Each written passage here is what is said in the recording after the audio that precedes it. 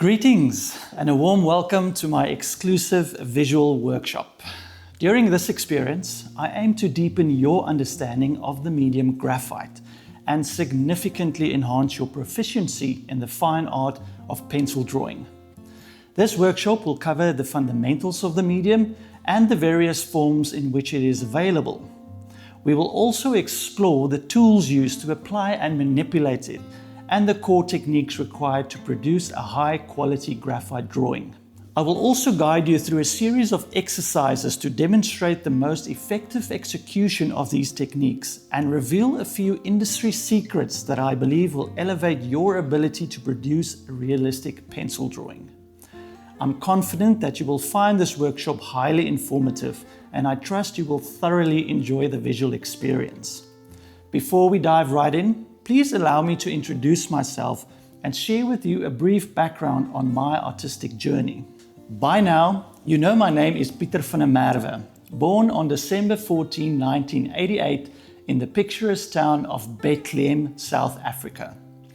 I am a professional artist based in Cape Town, specializing in hyperrealistic graphite pencil drawings. My journey into the world of art began during my formative years in the small town of Standerton, where I attended both primary and secondary school. As a youngster, I spent much of my time drawing, and it was my grade 1 teacher, Miss Lucy Viljoen, who first recognized my artistic ability. She observed me when I meticulously captured the details of the bicycles from the iconic bicycle playing cards using just a pencil. Since then, Miss Lucy urged my parents to seek formal art training for me, but the local and surrounding area lacked any formal art education at the time. Fortunately, a young local female artist named Celeste Bailey willingly stepped in as a mentor. Celeste generously shared her knowledge on all artistic mediums, and between the age of 7 and 18, I developed my skills under her guidance. By the age of 10, I had already begun doing commission work and selling artworks to people all over the country. After graduating from high school in 2007, I didn't consider fine art as a potential career path. Following a gap year working as a GPS map surveyor, my interest shifted towards automotive and product design. This newfound interest led me to the University of Johannesburg, where I began studying industrial design. However, after 4 years, my academic journey took an unexpected turn and I never completed my degree. Nevertheless, in 2013, I moved to Somerset West in the Western Cape, where I spent 6 years working as a draftsman and junior industrial designer at my uncle's respected architecture firm, the TRE Group. During this time, I was pulled back into the world of graphite pencil drawing in the most unexpected way. So, there was a girl I liked, and one day on a whim, I drew an A3 portrait of her and posted it on Facebook with a heartfelt message. To my surprise, this post went viral overnight. Suddenly, local radio stations were calling me for interviews, News 24 visited my office for a feature, and even Huisgenoot reached out with an offer to organize our first date. It was unreal. When the excitement eventually died down, the girl and I did go on a date, though nothing came of it. However, something remarkable did happen. Because of all the attention surrounding this drawing, I began receiving numerous commission requests from all over the country. My list of drawing orders grew rapidly, and before I knew it, I had unknowingly launched a sideline career in art. In 2017, a pivotal moment in my graphite drawing journey occurred when I secured third place in an international drawing competition. This achievement caught the attention of Joshua Rousseau, a highly respected art agent and the owner of Rousseau Modern Art Galleries. A first meeting with Joshua led to my signing with Rousseau Modern Art Galleries in late 2017. My first artwork for the gallery was a hyperrealistic drawing of my own eye, and to my surprise, it sold before it was even completed, and for an unexpectedly high price. Quite a bit more than my salary was at the time. This moment, for the first time in my life, highlighted the potential for a full-time career in art. And with this newfound confidence, I made the bold decision to leave my role as a designer and fully commit to becoming a professional artist. In 2019, I parted ways with Rousseau Modern Art Galleries and signed with a new agent, Dirk Duurnes from Art at Africa Gallery in V&A Waterfront, Cape Town. During this period, international demand for my work grew significantly, leading to representation by Laguna Beach Art Gallery in Laguna Beach, California. Then COVID struck, and as you can imagine, it had a devastating impact on the art industry. And with the worldwide economic downturn, galleries struggled to make sales, and understandably, we the artists were encouraged to focus on private commissions. In response, I decided to step away from gallery representation and embark on an independent artistic career. Today, many years after making the decision to pursue an independent path, I stand as an established artist, representing myself on a global scale. I work from my studio in Somerset West and serve a well-established international collector base. My professional career to date has produced nearly 60 original artworks on display in the homes of collectors from 17 countries globally. Over recent years, my career has evolved beyond creating hyperrealistic artworks. I now share my skills through classes, workshops, and visual workshops like this to thousands of people internationally. My narrative is one of artistic evolution, driven by an unwavering dedication to graphite. For me, the blank page remains a space for constant exploration, and I am deeply passionate about inspiring and nurturing an entirely new generation of pencil artists. I'm excited to keep growing as an artist and to share the knowledge and skills I've practiced over the years with creatives at all levels. I can't wait to start this journey with you, and I truly hope the lessons in this course inspire you and help you take your art to a whole new level. Now that you had the chance to get to know me, it's time to get right into the nitty-gritty and explore the fine art of graphite pencil drawing.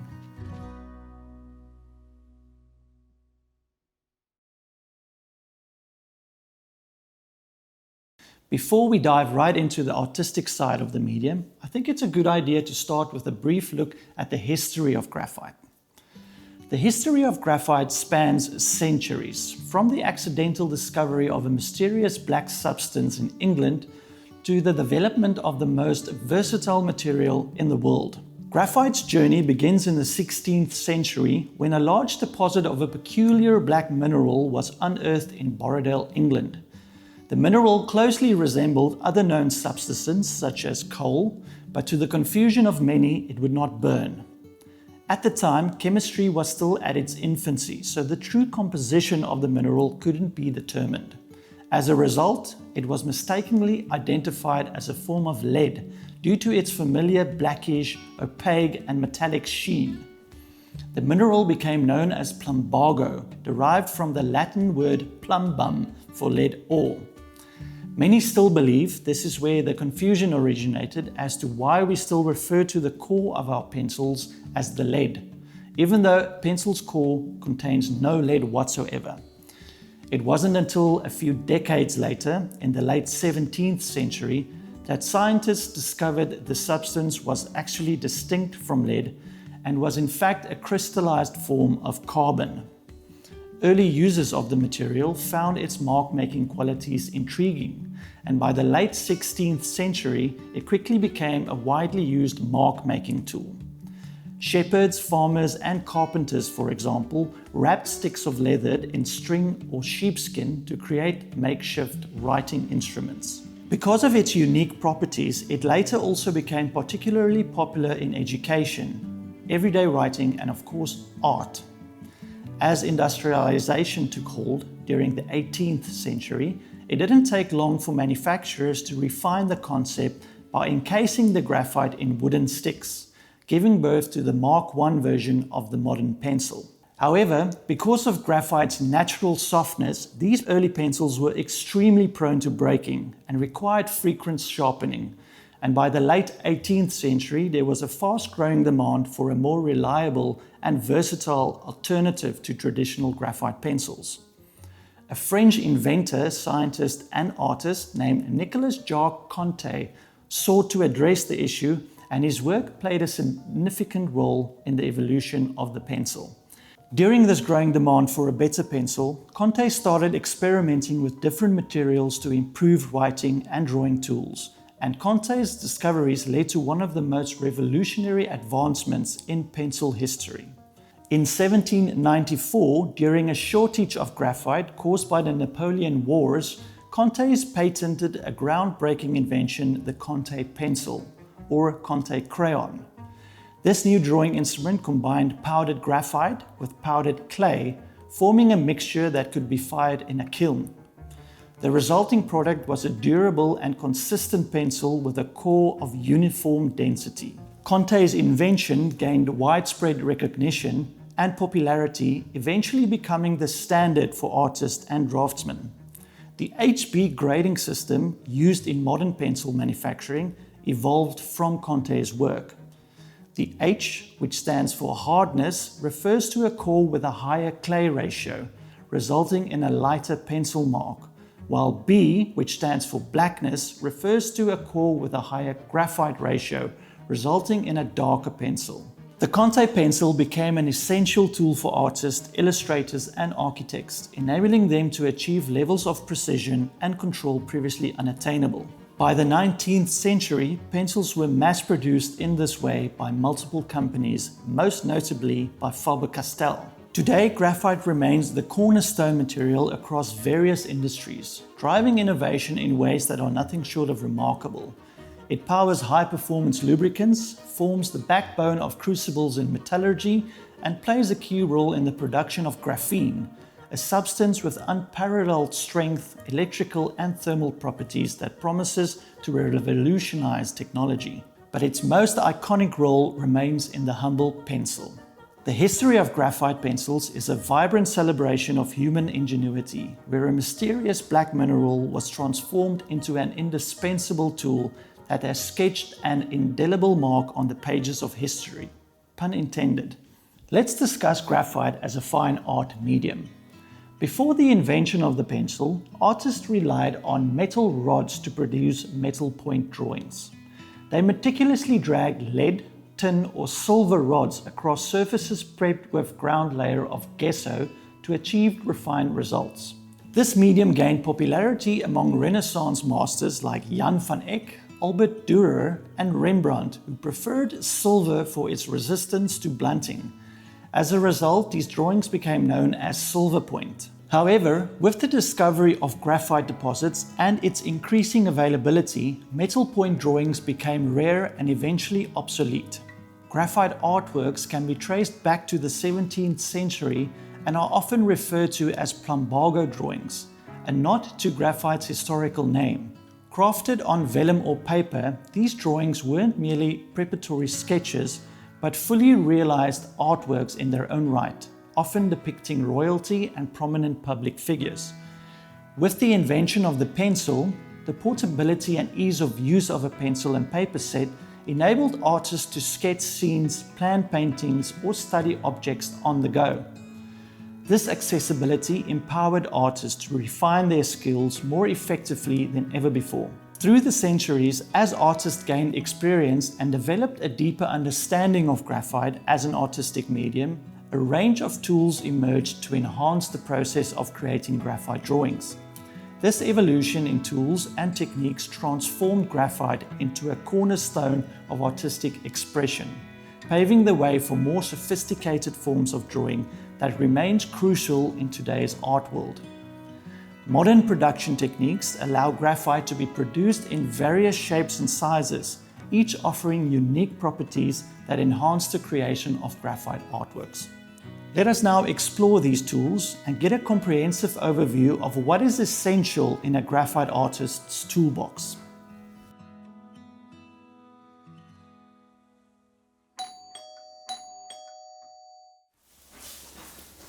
Look what just arrived all the way from Art Savings Club. A nice box of art supplies. Let's take a look inside.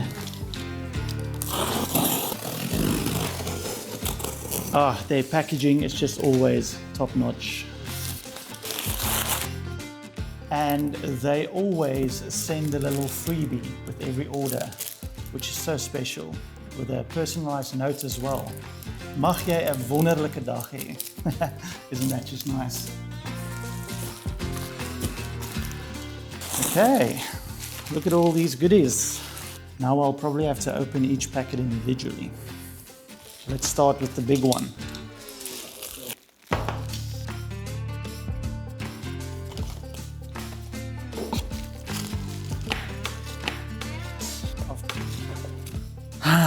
Any artist's dream to receive such a wonderful box full of goodies. If you wondered where I buy all my art supplies and where I bought all the things featured in this video, there's only one shop that I go to, and that is Art Savings Club. They are the biggest art supply shop in South Africa. They are online and they have 3 physical stores. They have by far the best selection of graphite supplies in the country. Yeah, it is definitely my go-to shop whenever I need anything graphite or artistic related.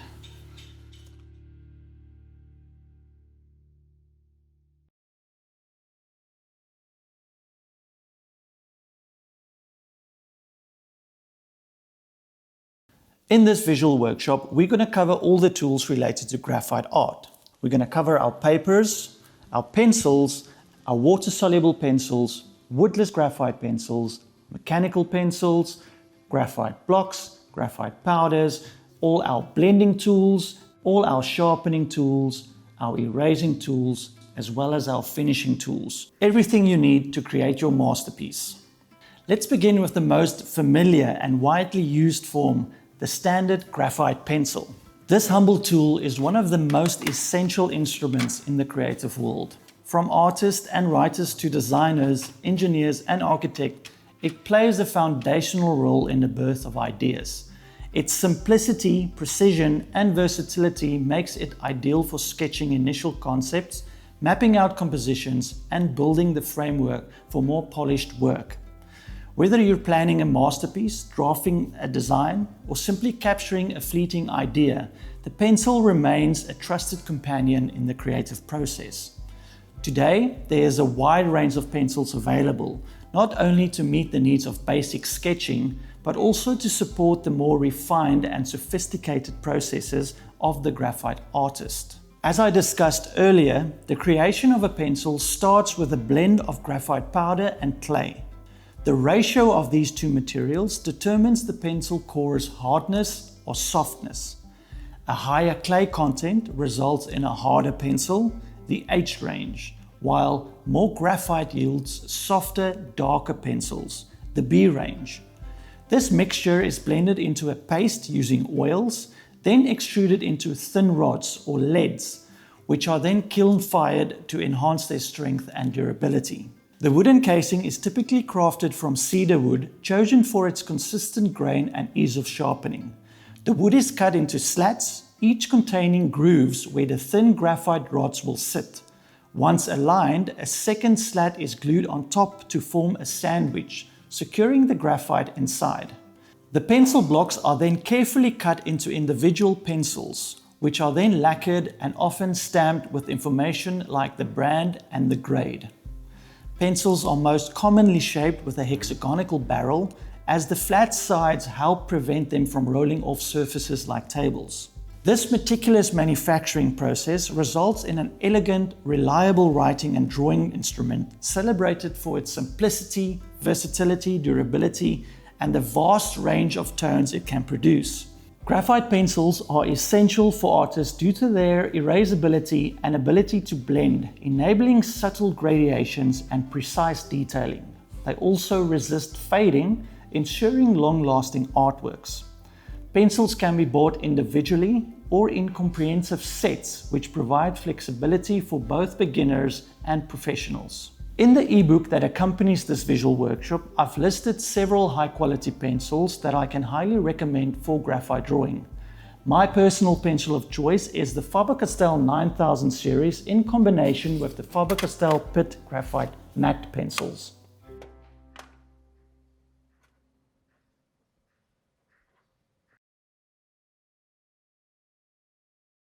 Next up, we have water-soluble pencils. Water-soluble graphite pencils are specialized drawing tools that combine the qualities of traditional graphite pencils with the versatility of watercolors. Unlike regular graphite pencils, these graphite cores have a unique formulation that allows the graphite to dissolve and blend with water. This property enables artists to create watercolor-like washes and gradients in their drawings. They can also be used dry for detailed, precise drawings or with a wet medium for softer, fluid effects. Much alike your standard graphite pencils, these are also available in various grades, offering different levels of hardness and darknesses. Water-soluble pencils are ideal for artists who require the convenience of pencil drawing, but with the expressive potential of watercolor painting. Artists often use them for mixed media work, layering textures and experimenting with the tonal values in ways that elevate their creative possibilities beyond standard drawing techniques. My preferred water-soluble pencil is the Caran d'Ache Technolo graphite pencil. However, there are great options available from Faber-Castell, Cretacolor and Derwent that I can easily recommend. Please see the ebook for my recommendations. Next, we'll take a look at the woodless graphite pencil, also sometimes referred to as the compressed graphite pencil. Woodless graphite pencils are unique in the sense that they consist entirely of graphite, unlike traditional pencils encased with wood. Woodless pencils features a solid graphite core, only covered in a thin lacquer to prevent smudging on fingers. Their full graphite structure allows for broader strokes, making them excellent for expressive sketching. Their tips also allow for greater surface area, ideal for covering large areas quickly and efficiently. And because of their softness, artists especially appreciate their smooth application, their ease of blending and ability to create rich, deep blacks. They can also be sharpened to a fine point for detailed work, providing the flexibility to switch between precise lines and bold shading effortlessly. These pencils come in a range of softness levels, usually on the softer side from HB to 8B, and they are also available in water-soluble form. The woodless graphite pencil I often reach out to is the Caran d'Ache Graphstone Pure Graphite Pencil. However, the Faber-Castell Graphite Pure Pit Pencil is a great alternative. I've also listed a few more options in the ebook you can consider. The three pencil types I've discussed so far are essential tools that every graphite artist should have in their collection. Each of these offers a variety of hardness levels, tonal ranges, and textural effects, making them incredibly versatile for building depth and character in a drawing. Together, they provide a dynamic and expressive foundation for most graphite work. However, when it comes to highly detailed and refined styles, such as hyperrealistic drawing, where precision and control are absolutely critical, these traditional pencils can start to show their limitations. This leads us to the next type of pencil in our journey, and my personal favorite, the mechanical pencil. Mechanical pencils, or clutch pencils, are precise drawing instruments designed for consistent and controlled line work without the need for sharpening. Unlike traditional pencils, mechanical pencils house a thin, replaceable graphite core, also called leads, that is extended by a mechanical mechanism.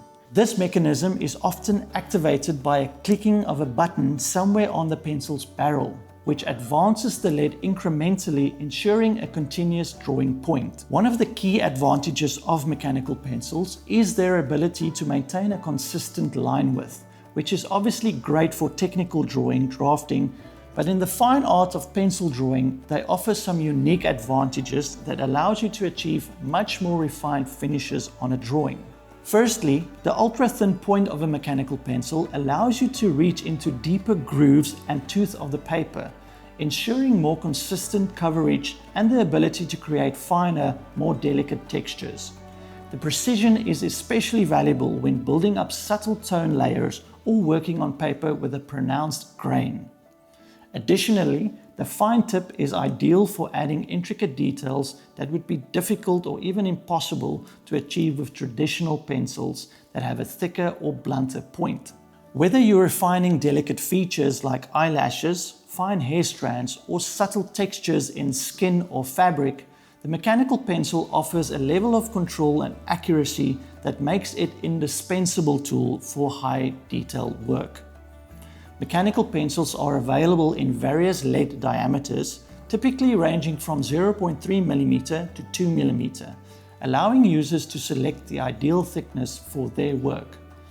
Additionally, mechanical pencils comes with leads of different hardness levels, from soft Bs to hard Hs, catering to a whole range of artistic and technical needs. Mechanical pencils also eliminate the need for sharpening, which reduces waste and saves you a little time during the drawing process.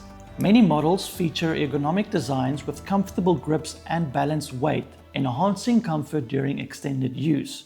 Some advanced models include features like retractable tips, adjustable rebound, built-in erasers, and lead rotation mechanism to ensure even wear. Overall, mechanical pencils are versatile, durable, and precise. They are the ideal pencil for refined and highly detailed pencil drawings. Personally, I prefer the Faber-Castell TK Fine Vario L for its lightweight design, reliability, great value, and especially the rare option of a 0.35mm tip, a size that many manufacturers are unfortunately phasing out. That said, there are also excellent 0.5mm options available at both entry-level and high-end price points from a wide range of reputable brands, so you'll have no shortage of great alternatives to choose from. Of course, mechanical pencils is only as good as the graphite it holds, commonly referred to as the leads. Mechanical pencil leads are very thin, cylindrical graphite cores specifically designed to fit into mechanical pencil barrels. These pencils usually feature a removable end cap and eraser where these leads are loaded into. While they are produced using a process similar to that of traditional graphite pencil cores, there's one key difference. A small amount of polymer is added to the graphite mixture. This polymer enhances the flexibility of the lead, making them less brittle and more resistant to breaking. Much alike your mechanical pencils, these leads come in a variety of diameters, typically ranging from 0.3mm to 2mm, allowing for different levels of precision and control. They are also available in a limited spectrum of hardness grades, from the harder H leads to the softer grades up to 4B, which are perfect for shading and expressive mark making. My absolute favorite leads and a staple in my toolkit are the Pilot Neox graphite leads. These are some of the best graphite cores I've worked with, offering unparalleled smoothness, control, and incredibly rich range of tonal values. Now that we've explored graphite in all its familiar pencil-like form, it's time to delve into some of the more unconventional ways this versatile medium can be used. One such form is a graphite block, also referred to as graphite crayons. Graphite blocks are solid chunks of compressed graphite, typically much larger and broader than standard pencil cores. They represent one of the purest forms of graphite available to artists. Shaped into convenient rectangular squares or crayon-like forms, these blocks offer a unique tactile experience and remarkable creative freedom. Their broad, flat sides are ideal for covering large areas quickly, making them perfect for establishing bold textures and tonal foundations. At the same time, the edges and corners can be sharpened or broken for more refined detailing, allowing for both expressive gestures and controlled mark making in a single tool. Graphite blocks are also frequently ground into fine powder, turning it into a dynamic medium prized for its ability to produce velvety textures, rich tonal values, and seamlessly blended gradients. When applied with tools like soft brushes, makeup sponges, cotton pads, or even fingertips, graphite powder can create soft, smooth transitions and can be used to build ultra-smooth undertones or dramatic pitch black backgrounds. One of its greatest strengths is its workability. artists can lift, erase, or shape graphite powder during the drawing process, layering and refining their work without the hard edges or directional lines often left behind by traditional pencils. Graphite powder also adapts beautifully when paired with solvents, transforming it into liquid medium that can produce even richer tonal depths and more permanent painterly finishes. Moreover, it can be combined with other materials such as charcoal or soft pastels to enhance contrast or even introduce subtle colors into a drawing. This medium's versatility and unique handling make it a favorite among artists looking to push the boundaries of graphite and achieve polished professional results. Graphite blocks are available in a range of hardness grades, typically from 3B to 9B, and are also offered in water-soluble form, opening up additional creative possibilities, forming light washes to bold, inky strokes. Depending on your needs, graphite can be purchased as solid blocks, loose powder, or even in pre-mixed liquid form. Each format offers different opportunities for experimentation and expression. In the accompanying ebook, you'll find a curated list of high-quality pure graphite products worth exploring. Personally, I highly recommend the Caran d'Ache Graph Cube 9B. It delivers exceptional tonal range, purity, and workability, making it a staple in my own studio practice. Another relatively new and innovative form of graphite worth highlighting is the Artcraft No. 1 Graphite Putty. This unique medium is a soft, moldable putty infused with pure graphite pigment. What sets it apart is its incredible flexibility. It can be shaped and reshaped to suit your specific drawing needs. You can form it into a large ball or flat surfaces to cover broad areas quickly, or mold it into a fine point or edge for detailed, controlled mark making in smaller spaces. Artcraft Graphite Putty is a brilliant example of just how adaptable and expressive graphite can be. It offers an almost sculptural approach to drawing, giving artists the freedom to create custom tools on the fly. Whether you're working in bold gestures or refining subtle textures, this putty responds intuitively to your hand, making it a powerful addition to any graphite artist's toolkit. Its versatility is a testament to the boundless creative control that graphite offers, pushing the limits of traditional drawing tools and opening the door to new experimental techniques. While a diverse range of graphite tools combined with high-quality paper is more than enough to ignite creativity, there's even more potential waiting to be unlocked.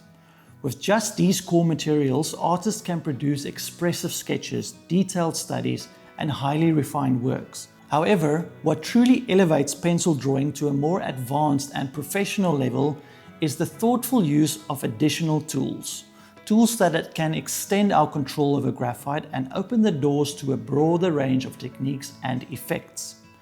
These supporting tools enhance the dynamic nature of the medium, allowing us to achieve smooth tonal transitions, rich textures, and levels of details that would be nearly impossible with pencils alone.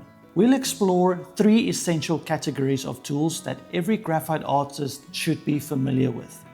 They are blending tools, erasing tools, and sharpening tools. Each of these play a key role in helping you refine your work, deepen contrast, and add a greater sense of polish and precision to your work.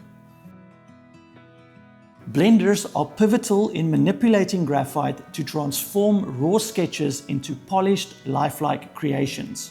These tools, including blending stumps, tortillons, chamois, and even brushes, enable artists to achieve smooth transitions between different shades of graphite, which is crucial for realistic shading and texture. By softening harsh lines and merging tones seamlessly, blending tools help create depth and dimension, essential for rendering 3-dimensional forms on a 2-dimensional surface. The use of blending tools is instrumental in depicting realistic textures such as skin, fur, and foliage. For instance, in portrait drawings, these tools can create the subtle gradation needed for lifelike skin tones, capturing the nuances of light and shadow that defines a subject's features. In wildlife art, blending tools are used to create undertones on which we depict the soft, intricate patterns of fur and feathers, adding to the drawing's realism. Moreover, blending tools aid in controlling the value in a drawing, allowing for smooth gradients that enhance the visual appeal. This control is particularly beneficial for achieving a balanced composition, where the interplay of light and shadow guides the viewer's eye through the artwork.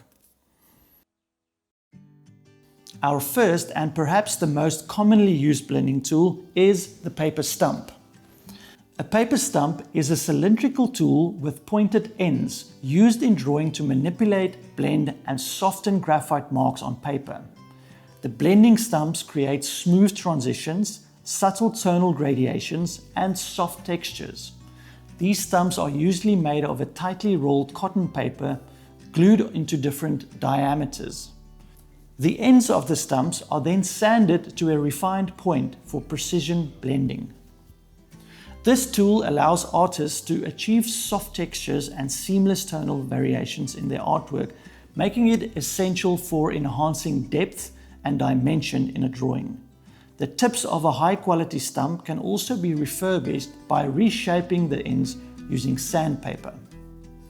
I personally prefer the Caran d'Ache 140mm blending stump because of its specific density and its ability to be refurbished multiple times without disintegrating. Another great option is the Faber-Castell paper stump, although they are usually only available in graphite sets. A more traditional but highly effective way of blending graphite is by using paint brushes or makeup brushes. Brushes can be very effective blending tools. Their soft bristles allows for gentle blending of graphite, creating extra smooth transitions and subtle gradations in shading. These brushes can soften harsh lines, blend large areas efficiently, work powders deep into the paper's tooth, and add fine detail without damaging the paper. I often use different brush sizes to achieve various effects, from broad strokes for backgrounds to fine details in portraiture. The flexibility and control offered by brushes makes them valuable for achieving a variety of textures and enhancing the overall depth and dimension in a drawing. Cotton wool, whether it's a cotton ball, a circular pad, or an earbud, can also be used as a blending tool in graphite art due to its soft texture. This allows for a smooth spread of graphite, creating even gradations and softening harsh texture. Cotton balls are ideal for covering large areas and achieving subtle transitions without damaging the paper surface, whereas earbuds are great for precise blending in smaller areas. Last, but certainly not least, is one of the most surprisingly effective blending tools you can use, the makeup sponge. Makeup sponges are excellent blending tools due to their soft, pliable texture, allowing for ultra smooth and even blending of graphite. Unlike cotton wool, makeup sponges retain their shape, thus providing more control and precision. The fine surface finish of a makeup sponge enables artists to achieve finer textures and subtle gradations without leaving fibers or residue on the paper. Also, their density allows for consistent pressure, making it easier to blend large areas.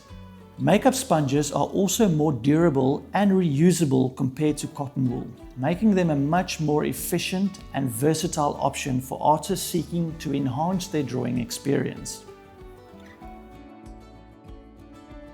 The next set of tools we're going to explore is often overlooked, but in truth, they are amongst the most vital component in any graphite artist toolkit. I'm talking, of course, about the erasers. Erasers are far more than simple mistake correctors. In the world of pencil drawing, they become powerful creative instruments, used not only to refine details and soften transition, but also to lift highlights and draw in reverse by removing graphite from paper.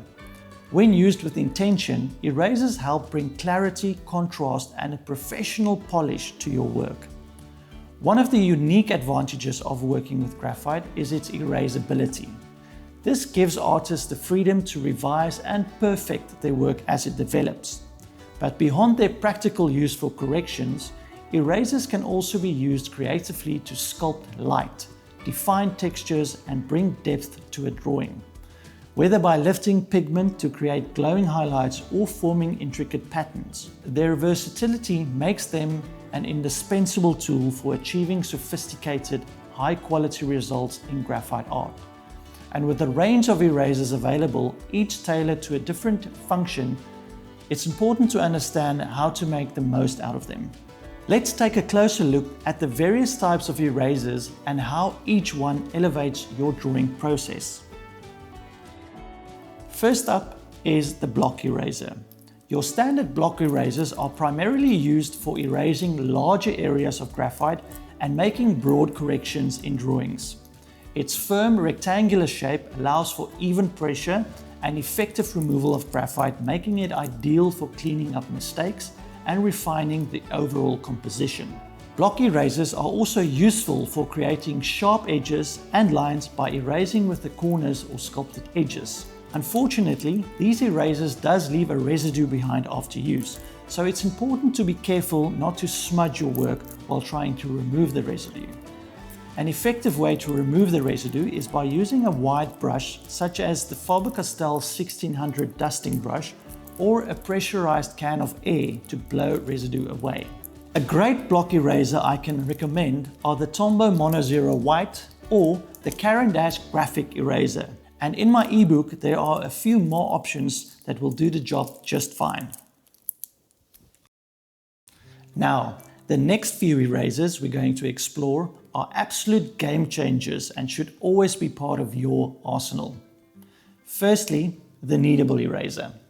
Kneadable erasers, also known as putty rubbers, are a staple in the toolkit of artists, especially those working with graphite pencils. These erasers are distinct from traditional erasers due to their unique composition and properties. Made from pliable material, typically a blend of synthetic rubber or gum, kneadable erasers can be stretched, molded, and shaped to suit specific erasing needs, much like your graphite putty. This flexibility allows artists to customize the eraser's form to achieve precise and controlled erasing. They are created by combining synthetic rubber with various plasticizers processed to achieve a soft, pliable consistency that retains its shape when molded. The result is a putty-like eraser that can be easily manipulated by hand. This formulation ensures the eraser can lift graphite and charcoal from paper without leaving residue or damaging the surface. Kneadable erasers are essential tools for pencil artists due to their versatility and precision. They can be shaped into fine points or edges, allowing artists to erase small, intricate areas without affecting the surrounding work. By gently lifting graphite from the paper, kneadable erasers are perfect for creating highlights and enhancing contrast within a drawing. Additionally, they can be used to blend and soften lines, achieving subtle gradations and smooth transitions in shading. Their moldability enhances the artist's control and flexibility, contributing to the overall quality and depth of the artwork. However, kneadable erasers do require careful handling. They can become very dirty very quickly, accumulating graphite and other particles which may transfer back onto the artwork if not properly cleaned. Regular stretching and folding the eraser helps to refresh its surface, but artists should remain mindful of its cleanliness to avoid unintended marks. Excessive kneading can also cause the eraser to lose its shape and effectiveness over time. Despite these minor drawbacks, kneadable erasers are invaluable for their adaptability and precision, making them a must-have for any serious pencil artist. My go-to kneadable eraser is the Faber-Castell kneadable eraser. Next up is our precision erasers. Precision erasers are highly valued in the art world for their accuracy and effectiveness in removing fine details. These tools are specifically designed with a compact, narrow tip, often housed in a pen-like barrel, which allows for controlled and delicate erasing in tight or intricate areas. Their small size and precise shape make them essential for artists who require accuracy without disturbing the surrounding work. Typically made from high-quality elastomers or polymer materials, precision erasers are engineered to lift graphite cleanly while minimizing damage to the paper surface. These materials offer both durability and flexibility, providing a smooth erasing experience that doesn't smudge or smear the artwork. All precision erasers are refillable, allowing for sustainability and extended use. Artists rely on precision erasers for several key tasks: refining sharp edges, cleaning up line work, lifting highlights, and adjusting tiny elements within detailed compositions. They are particularly useful when drawing hair, fur, or fine textures, areas that demand the ability to erase with pinpoint accuracy. By carefully subtracting graphite, these tools can introduce bright highlights and enhance contrast, helping to define form and bring clarity to a drawing. While incredibly useful, precision erasers require careful handling. Their small tips can wear down very quickly under heavy pressure, and excessive force may damage the paper. For best results, artists should apply light, controlled strokes and use the eraser sparingly when refining their work. Among the most popular and trusted options are the Tombow Mono Zero, known for its ultra-fine tip and clean erasing performance. The new kid on the block, the Faber-Castell Precision Eraser, which features a similar pen-style barrel and replaceable tip. Both offer excellent control and are ideal tools for any artist focused on detail and finesse. Overall, a quality precision eraser is an indispensable part of any graphite artist's toolkit. With the right technique and attention to detail, it offers an unparalleled level of control, allowing for clean edits and professional results. Great alternatives to precision erasers are eraser pencils. An eraser pencil is a precision drawing tool combining the form factor of a pencil and the functionality of an eraser. It features a core of eraser material encased in a wood barrel, allowing for detailed and controlled erasing. Similar to precision erasers, artists use eraser pencils to refine their work, creating highlights and correcting mistakes without disturbing surrounding areas. The final type of eraser I'd like to discuss represents a more modern advancement in erasing technology, one that is rapidly becoming an essential tool in the toolkit of contemporary pencil artists.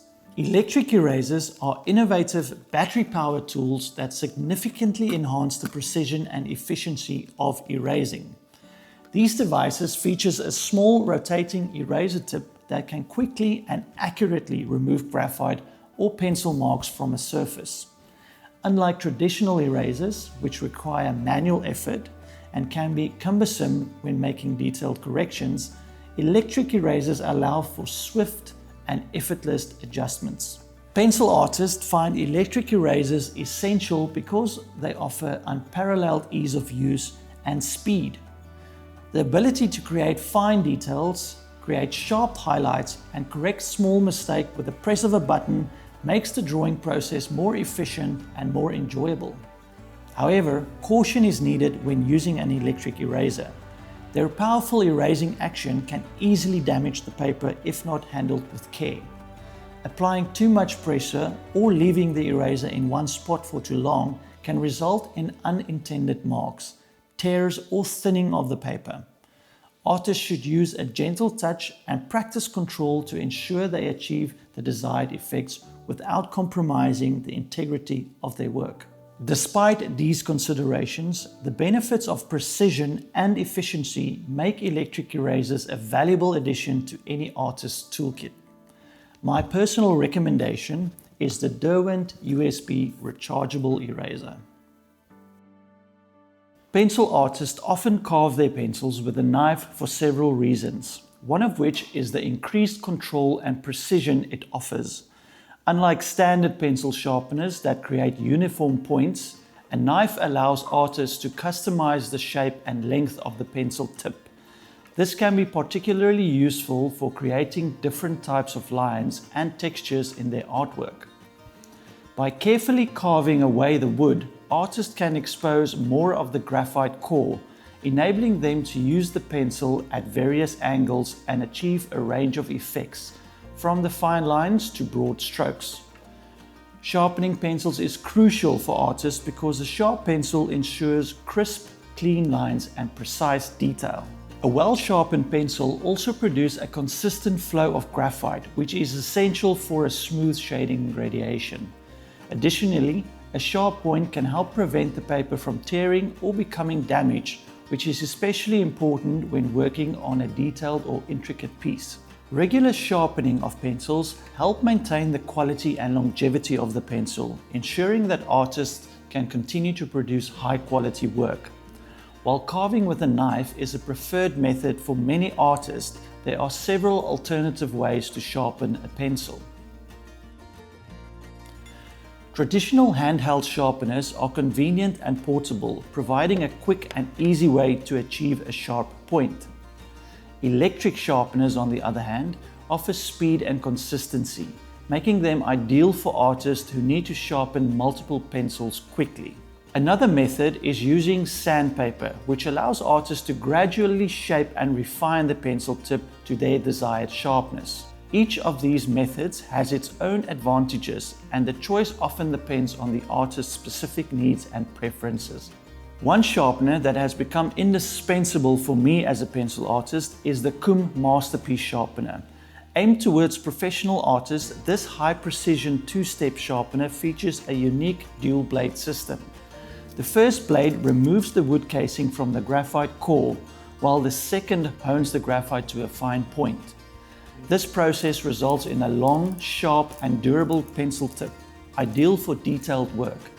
Its precise engineering and high-quality blades ensure consistent performance, making it a favorite among artists for achieving exceptional sharpness and control in their drawings. In conclusion, carving pencils with a knife offers you a high degree of control and customization, whereas regular sharpening is effective in maintaining a consistent point, both which is essential for achieving detail and varied effects in your work. Whether using a knife, handheld sharpener, electric sharpener, or sandpaper, each method provides unique benefits that cater to different artistic needs. Please refer to the ebook for a few of my personal recommendations in each category.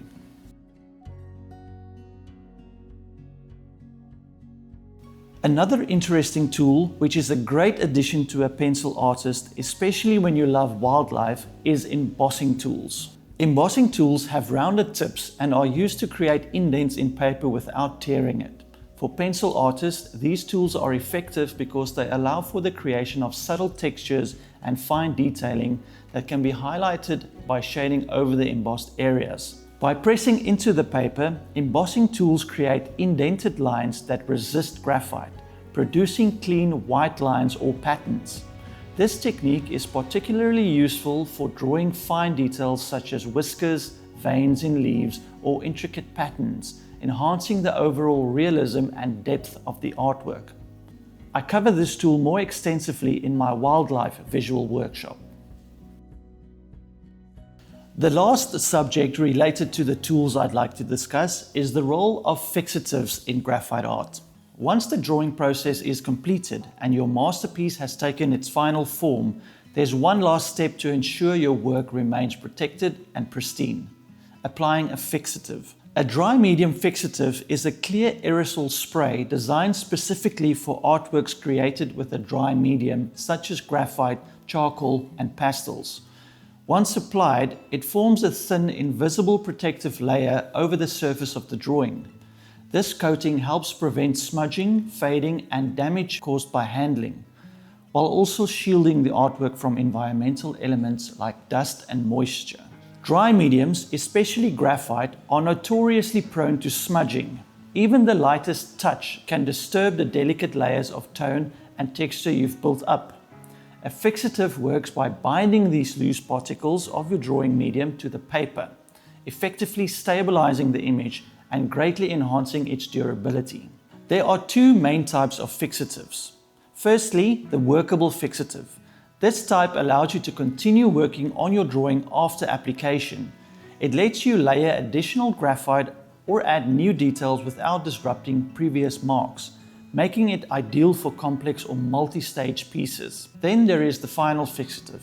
Applied only when a drawing is completely finished, this offers a permanent protective coating that locks the artwork in place. It ensures maximum longevity and prevention, especially for pieces that will be displayed or stored long term. It's also important to distinguish between a dry medium fixative and a general fixative. Dry medium fixatives are specifically formulated to preserve loose particles like graphite, charcoal, and pastels without altering the texture or appearance of the work. General fixatives may offer broader application, including use with inks or watercolor, but they are not always ideal for delicate graphite drawings. While some artists may be tempted to use hairspray as a budget-friendly alternative, it is strongly discouraged. Hairspray often contains chemicals and additives that can yellow over time, damaging the artwork. Additionally, they lack the controlled spray pattern and bonding power of a professional fixative, leading to uneven application and insufficient protection. In short, investing in a high-quality fixative is an essential final step in the artistic process. It safeguards your drawing, preserves its original appearance, and ensures your hard work endures for years to come. My personal choice is the Winsor & Newton Professional Fixative Spray. This is a reliable and effective option for dry medium. However, there are many excellent fixatives on the market, and several recommended alternatives are included in the resource section of my ebook. As you've seen, graphite is an incredibly versatile medium with no shortage of tools to choose from. From traditional pencils and mechanical leads to powders, blocks, and putties, each offering its own unique strengths, giving artists an extraordinary degree of control, expression, and precision. This expansive toolkit allows us to tailor our mark making to suit any subject, style, or technique. Even with the finest graphite in hand, there's another critical element that plays an equally important role in the outcome of a drawing, and that's the paper we work on. While graphite provides the marks, it's the surface beneath that determines how those marks behave, blend, and ultimately come to life. Many pencil artists mistakenly believe that to create the highest quality pencil drawing, they need to use the most expensive graphite products. However, the more important and crucial factor that most significantly influences the outcome of the drawing is your choice of paper. Using affordable graphite products on high quality paper will yield better results and a better drawing experience than using high quality graphite on cheap paper. Different papers offers a variety of textures, weights, strengths, and absorbency levels, all of which interact uniquely with graphite and its accompanying techniques. This interaction affects the ease of application, blending, and the visual appeal of the finished artwork. Ultimately, choosing the right paper is essential for achieving professional-looking graphite art. There is a wide variety of papers available, and experimenting with various types will help you discover the best option for your style and technique, enabling you to create artwork with greater depth, texture, and visual appeal. Most professional graphite artists lean towards an aquarelle or watercolor paper due to their durability and strength, which allows for heavier erasing, blending, and layering without damaging the paper.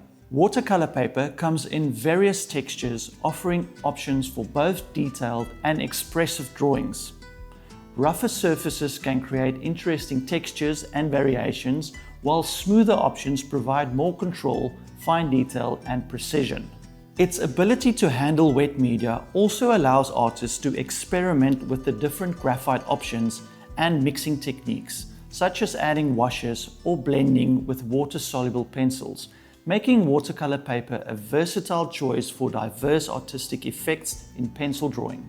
However, each artist will have their own specific requirements for paper, and many factors determine which paper is ideal for the type of work you are planning to do. There are also many factors related to the paper itself that you should consider when choosing a paper, as well as how it interacts with your preferred graphite techniques. Let's have a look at all these factors to ensure you select the best option for your needs.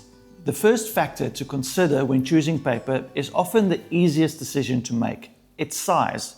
Paper comes in a variety of sizes and can be purchased according to your specific needs. Standard sizes such as A5, A4, A3 are usually available as pads or blocks comprised of 10 to 30 sheets. Larger size papers can be bought as loose sheets, and if you require maximum flexibility in size, papers can also be bought in rolls up to 1.4 meters wide and 10 meters long. Artists who create large-scale drawings and use a lot of paper, like myself, tend to buy the rolls as they are much more cost-effective.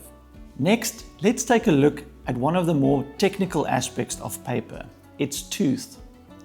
The tooth of a paper refers to its surface texture, which consists of tiny pits and grooves. This texture plays a crucial role in pencil drawing as it affects how the graphite adheres to the paper. It also determines what techniques can be applied and the visual effect of the graphite on the surface. Choosing the right tooth is essential depending on the desired effect.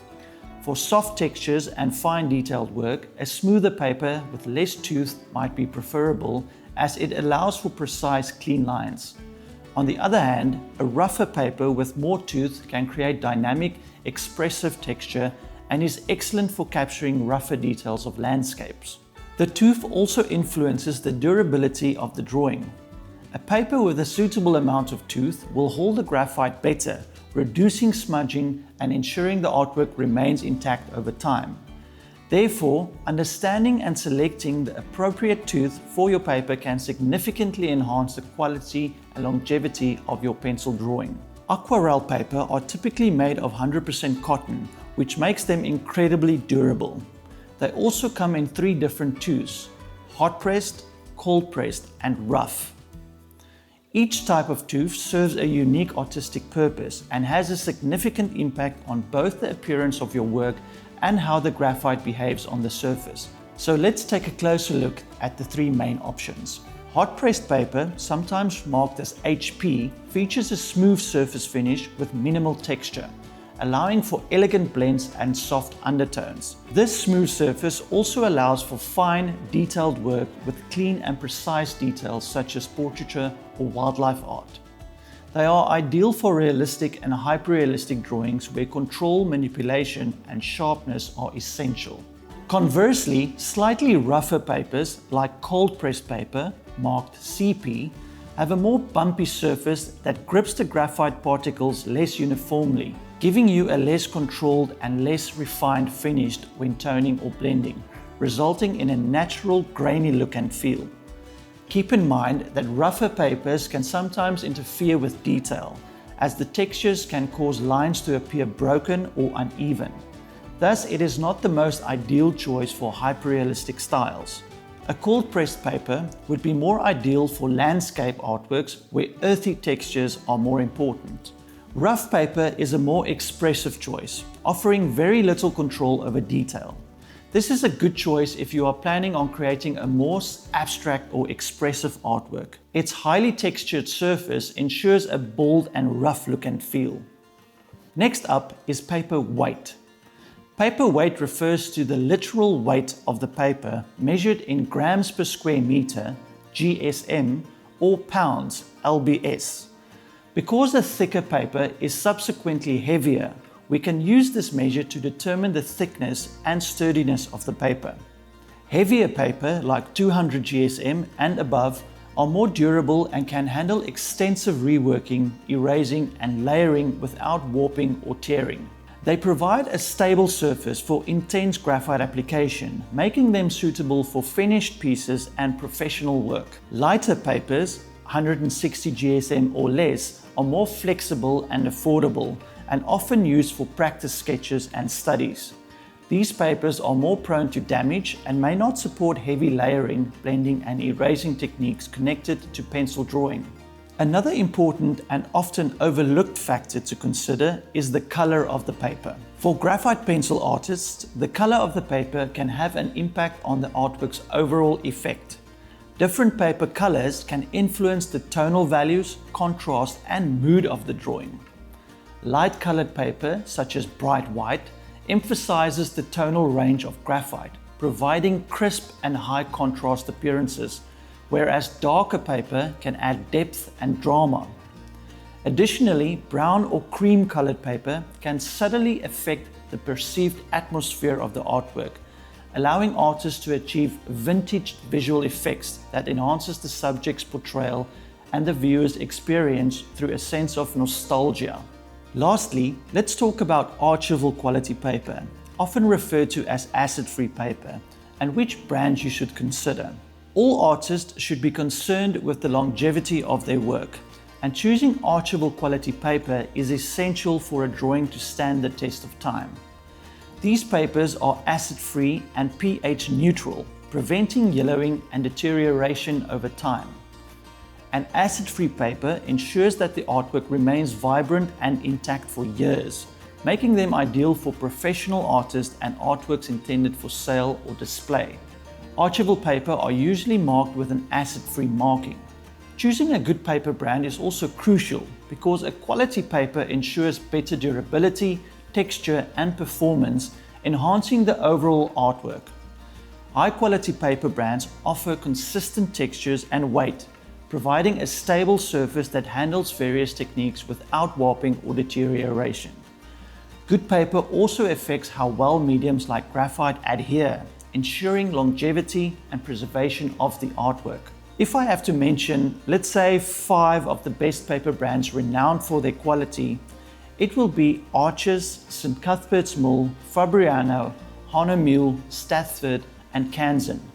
These brands are trusted by professional artists for their superiority quality and reliable performance in producing professional-grade artworks. My personal paper of choice is the Arches Aquarelle 300 GSM hot pressed. It features a beautifully smooth surface that handles graphite exceptionally well.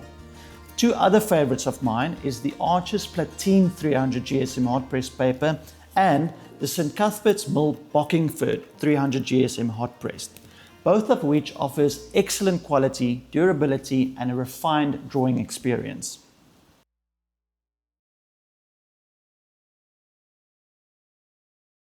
Now that we've gone through all our tools and learned to select our preferred paper, we are ready to start drawing.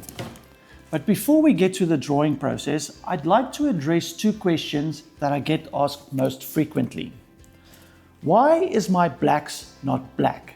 And how do I get rid of that nasty graphite shine? You see, pure graphite as an element is dark gray, and the various forms it gets molded into for the use in fine art basically only offers you a selection of grays. And this is evident when referring to the HB grading system in pencils. There is no real black graphite in its purest form, so achieving pitch black with graphite isn't really possible. Now, I know there are various products available like the Pit Graphite matte pencils and carbon pencil that gives an almost black appearance, but the cores of these products have been manipulated or combined with other elements to give it that darker appearance. And even though it works, it comes at a cost. It influences the effectiveness of toning and blending techniques, and they are usually not nearly as easy to manipulate on paper as graphite. It's also important to remember that these products have a very different appearance on paper, and when mixed with standard graphite, it's immediately noticeable. Let's, for the sake of this video, say that you are a graphite purist like me, and you prefer to stick with the all-trusty pure graphite products, such as your standard pencils, mechanical pencils, polymer leads, graphite sticks, etc. Then we are faced with the reality that, well, there is no real black graphite. And what makes it even worse is that the graphite has a natural reflectiveness, and that reflectiveness translates onto our paper when laying it down, especially in the darker areas. So basically, the medium actually works against itself. Now I can end the video right here and just say, sorry, it's graphite. The best you'll get is dark grays, and you'll have to work with that shine and figure out how to incorporate it into your drawing. However, I've been working with graphite professionally for the better part of 10 years, and I've figured out a way to get much deeper blacks and almost zero reflection. And today, I'm going to show you how. So, what is the secret? Well, it lies in the preparation of your paper. Instead of changing or mixing your mediums, there is a specific way that you can manipulate the paper you're working on to counteract these natural limitations of graphite. Let's jump right into it. I'm going to use a wet method and apply water on my paper, followed by a form of soft sanding to manipulate a few technical aspects of the paper. These changes made to the paper is microscopic and will allow the graphite to react differently to the paper and appear darker and less reflective. The paper I'll be using today is my personal paper of choice, the Arches Aquarel 300 GSM hot pressed. The first reason why this wet method is applied is actually a very simple one. The Arches paper I buy comes in a roll, and it's not a flat sheet. And if you've ever worked with a roll of paper, you'll know that it is an absolute mission to get them flattened out because of their thickness, their strength, and its memory to maintain that rolled up shape. The wet method, however, makes this a breeze. Here is what you are going to do to get it flat. Tape or clamp the available edge of your paper roll down to your table. Unroll the paper and tape or clamp the other side down. Once your paper is secured, you are now ready to apply the wet method. Next, you are going to spray some distilled water over the entire surface of your paper. I love using a spray bottle with an adjustable nozzle. Now, you want to highly consider using distilled water for this process so that the paper does not get infected with chemicals that can yellow the paper over time. Once the surface of the paper is covered with water, you are going to use a sponge to eventually spread the water across the paper's surface. I love using a clean dishwashing sponge, the soft side, not the scratchy side. As the paper absorbs the water, it relaxes the cotton fibers, and you can almost immediately remove the tape or clamps as your paper will be flat. Our paper is now flat, but our process is not done yet. When you use the sponge to spread the water across the surface, you now have an opportunity to make a vital change to a very specific property of the paper. Spend a little more time with this process, applying more pressure to the sponge to lightly sand the paper surface down.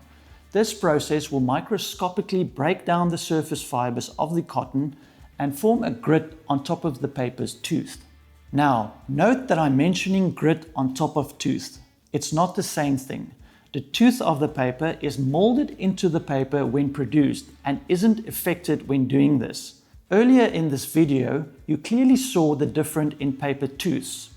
The grit I'm referring to is a microscopic fiber forming on top of the tooth when the paper is sanded with a wet sponge. You can kind of think about it as adding a 2000 grit sandpaper texture on the surface of your paper without changing the specific hot pressed tooth. So your next question might be, when do you stop? So as you are spreading the water and sanding your paper with your sponge, you will start seeing some white mesh forming. This is an indication that the fibers on the surface is breaking loose and your paper is pretty much ready. Ensure that the entire surface of the paper gets sanded equally for a consistent grit throughout. You are only going to do this process on the one side that you're going to draw on. No need to do both sides or to soak the paper right through. When this process is completed, you're going to dab the excess water off your paper using a clean towel and leave your paper to dry for at least 48 hours. Once dry, you will immediately notice a difference on the paper. You can't really see it, but you most certainly can feel it. It has like a more scratchy fiber feel with a velvety look. It's very hard to explain. The microscopically broken down cotton fibers dries in an upright position, giving the paper its extra grit. Another important thing that happens during this process is that the water causes the cotton fibers to expand, opening up the paper's natural pores. Now, why is this method so important, and why exactly does this make such a massive difference in the blacks and the reflections? Well, when graphite is applied to unprepared paper, The layers of graphite gets applied to a flat surface, creating a flat layer on top of the page. The graphite doesn't get absorbed by the paper, and the graphite layers on top of itself. Light then reflects off of this flat layer and the area looks shiny. When you prep the paper, add a grit and open the pores of the paper, the graphite doesn't get layered on top of the paper as much. Instead, it gets absorbed into the paper's open pores. Let me explain. The new microscopic grit on your paper basically sands down your graphite core into finer particles. And as you are rubbing your pencil across the page, you are working these finer pigments deep into the paper. So instead of layering your paper with graphite, you are unknowingly filling your paper with graphite. Obviously, the thicker your paper, the more effective this will be. Hence the reason I use a 300 GSM paper. Now, another thing that is happening here is those microscopic grit fibers doesn't get flattened when drawing over them. They keep rising. These rising fibers absorbs the light and avoid the light from reflecting off of the graphite. Now the combination of the paper absorbing the graphite deeper into the paper and the light getting absorbed by the tiny little fibers eliminates the reflection and gives the graphite a much darker appearance, almost black.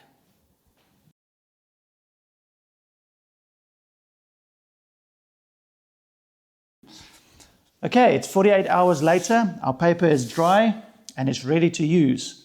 So let's move into our demonstration bit of the workshop. The first demonstration I want to do is on toning. Now, toning is the process of applying graphite onto our paper. The toning process involves all our graphite tools.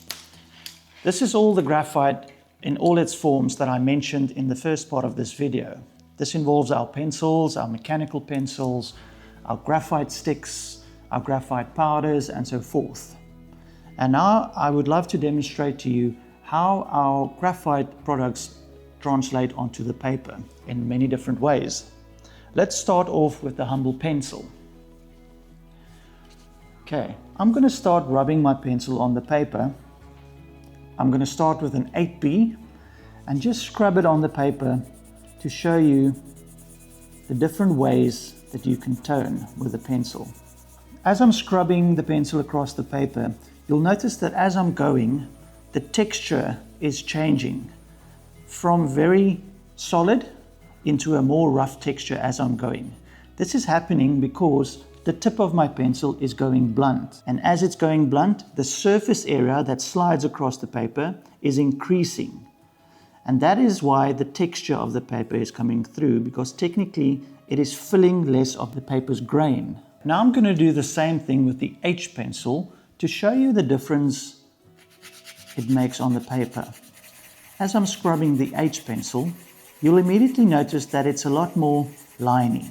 It's obviously going to be a lot lighter because it is a light pencil. I'm using a 6H, but that hard tip is not going blunt as fast as the B pencil is. The finish on the paper is a lot more inconsistent and a lot more liney. Now we can clearly see the difference between a B pencil and an H pencil. Now obviously these are the extremes of both sides. The dark one is the 8B and the light one is the 6H.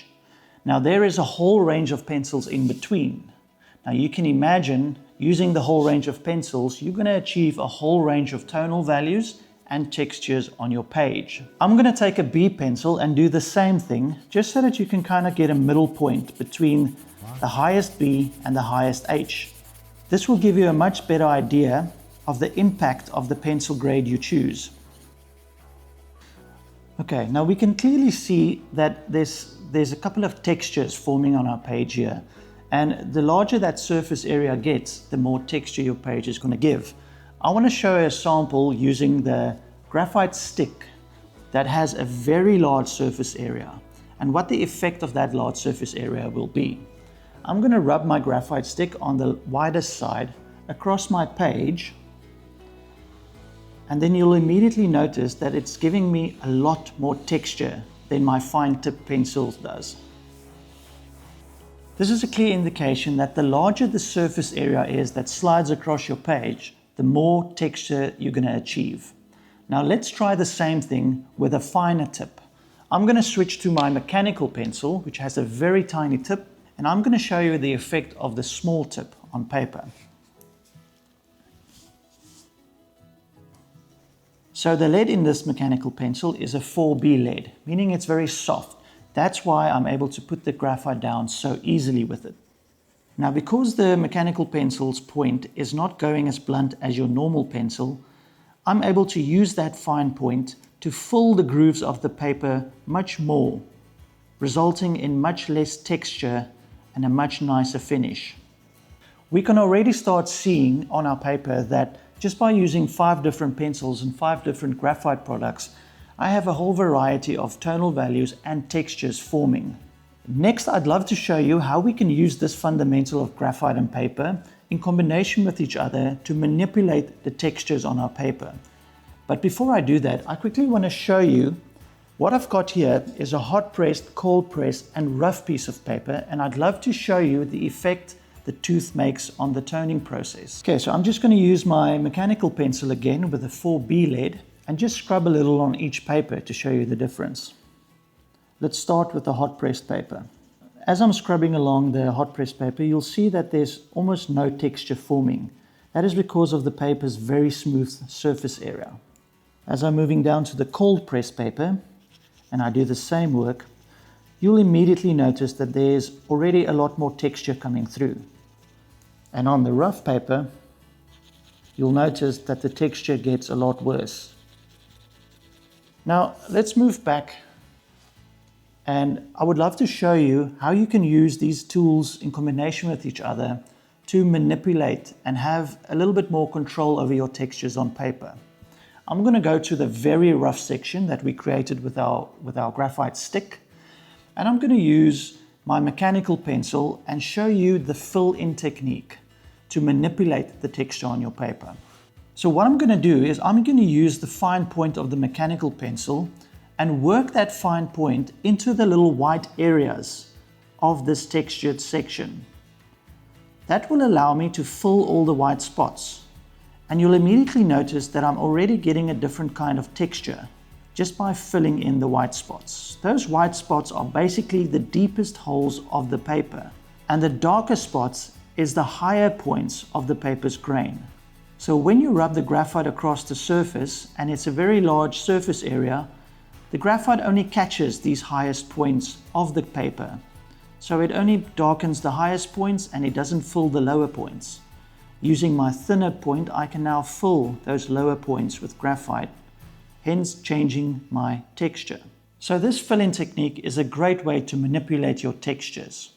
All right, now I want to show you the same technique, how you can manipulate the tonal values but retain the texture.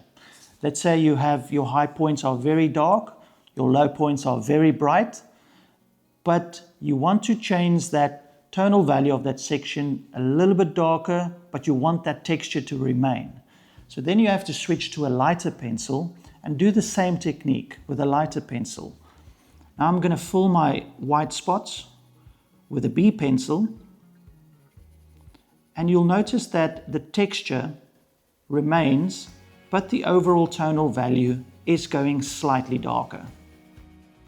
So you have a full range of pencils and a full range of papers to choose from, and the combination of these puts you in control to create any type of tone values and textures that you desire. Next, I'd love to show you how to tone with other graphite products. Let's go back to the graphite stick.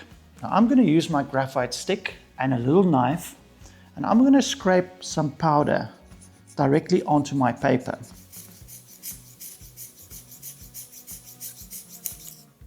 Then what I'm going to do is I'm going to use one of my makeup sponges, and I'm going to work this powder into my paper. Now, because of the pigments being loose little particles, it is much easier to work the graphite deep into our paper's grain, and this gives you a really nice, elegant, velvety finish. By applying less pressure to the sponge, I can also achieve different levels of tonal values. Now, because of this sponge being so soft, it translates onto our paper, giving us very soft textures. Now let's try the same toning technique using a brush. Now I'm going to take my brush and a little bit of graphite powder, and I'm going to dip my brush into the graphite powder and then start toning with the brush. Using a brush gives you a little bit more control over the area you're working in. Because of its fine tip, you're able to work in much smaller areas than the makeup sponge. Now the tip of the brush is also very soft, so obviously it's going to result in a very soft texture on your paper. Using less pressure is also going to give you a variation in tonal values. The more graphite you apply, the darker that area is going to go. Now you can use both of these techniques, whether it's the sponge or the brush, to achieve very light, subtle tonal values with soft texture, or create pitch deep black textures on your paper. Earlier in the video, I spoke about graphite's natural reflectivity. Now, we also mentioned that prepping your paper the correct way helps to eliminate that reflectivity. However, you have to do your toning process correctly as well to get the best results. I'm going to show you the correct way to tone on a prepped paper to achieve those nice deep solid blacks. And I'm also going to show you the common mistakes people make with this toning process and why that shine comes through sometimes. So I'm going to start off with my 8B pencil, and I'm going to show you the wrong way of doing this. As I'm rubbing my 8B pencil over the page, that point is going blunt. And that flat point is putting a layer of graphite onto the paper. Now, in order for me to get the blackest results, I need to press harder and harder, and that causes the paper to go flat. I'm literally eliminating the paper's tooth. The graphite is layering on top of itself, creating a really thick layer of graphite on top of the page. And that is why the light reflects off of it. So instead of using a pencil, it's a much better idea to use your graphite stick or your powders, because that enables you to work the fine powder and the pigment deep into your paper. This avoids the paper's tooth from getting damaged, and it fills the paper much deeper with a black pigment. And that's going to give you much less reflection. So the combination of your prep paper with those little fibers standing up, absorbing the light, and the pigment being worked deep into your paper gives you a really nice, deep, glare-free black. But sometimes in a drawing, we have very small and confined spaces that requires a very deep black toning. So using a makeup sponge isn't really practical in that scenario. So I'm going to switch to my mechanical pencil now, once again with my 4B lead in it, and I'm going to use that fine tip to my advantage and work the graphite pigment finely into my paper to avoid the glare.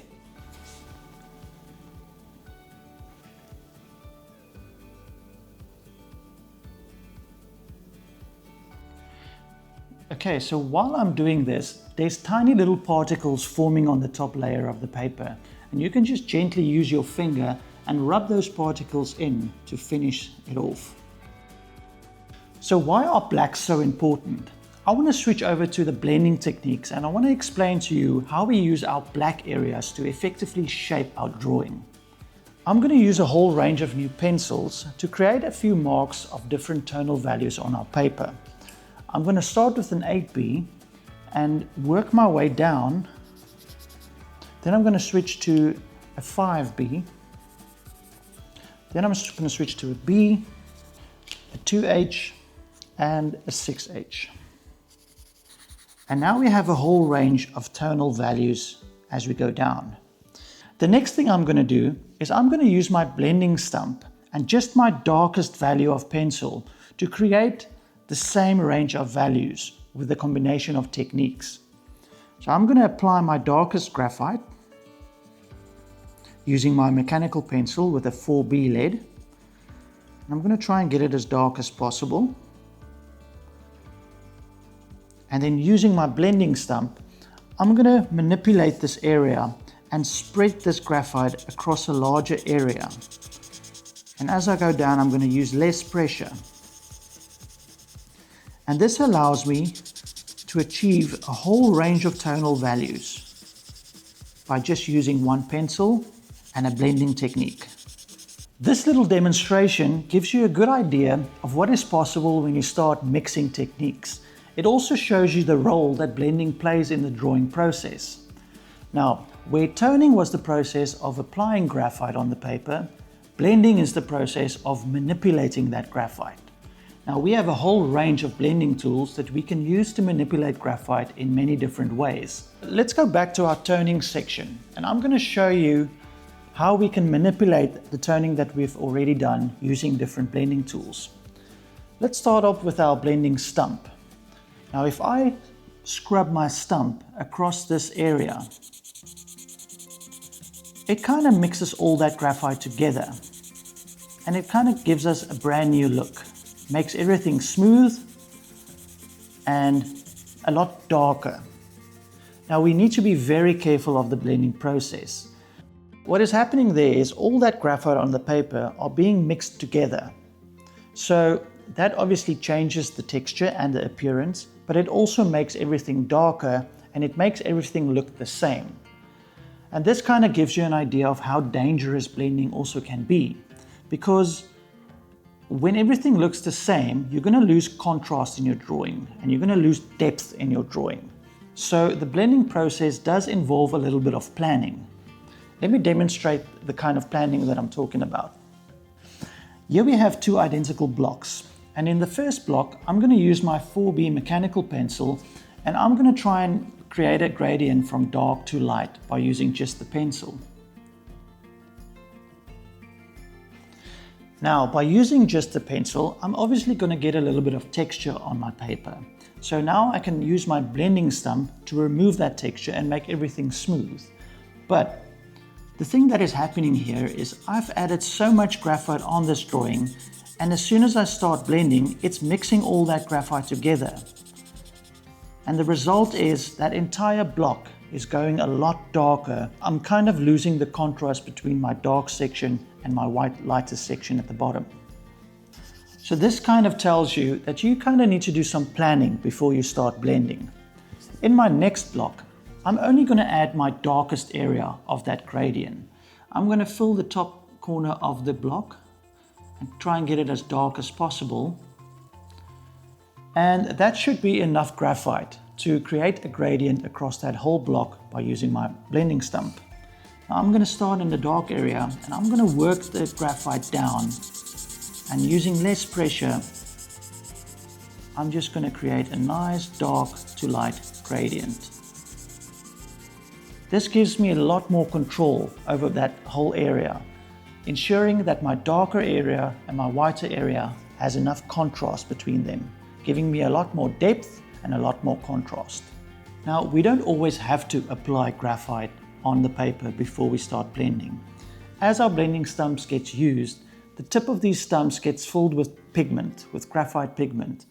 And if you require a really light section in your drawing, you can just use this blending stump as is with the dirty tip, and you will already get some graphite on the paper.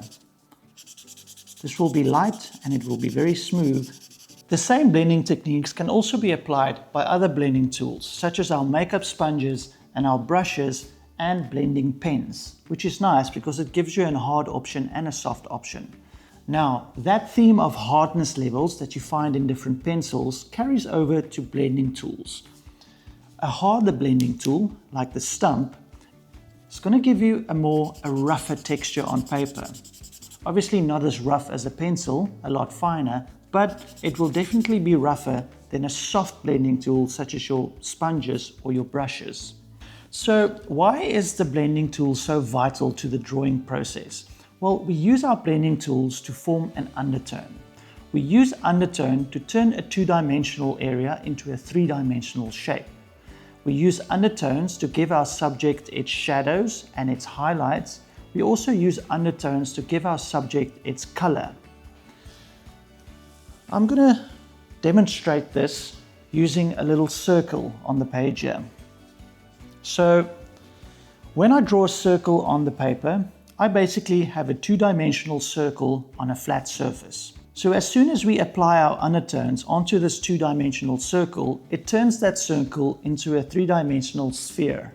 And I'm just going to apply some shadows onto this circle.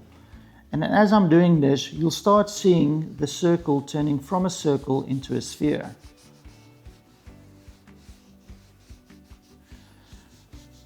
Now the darkness of this undertone is going to determine the color of your subject. If it was a black ball, the undertone would be very dark.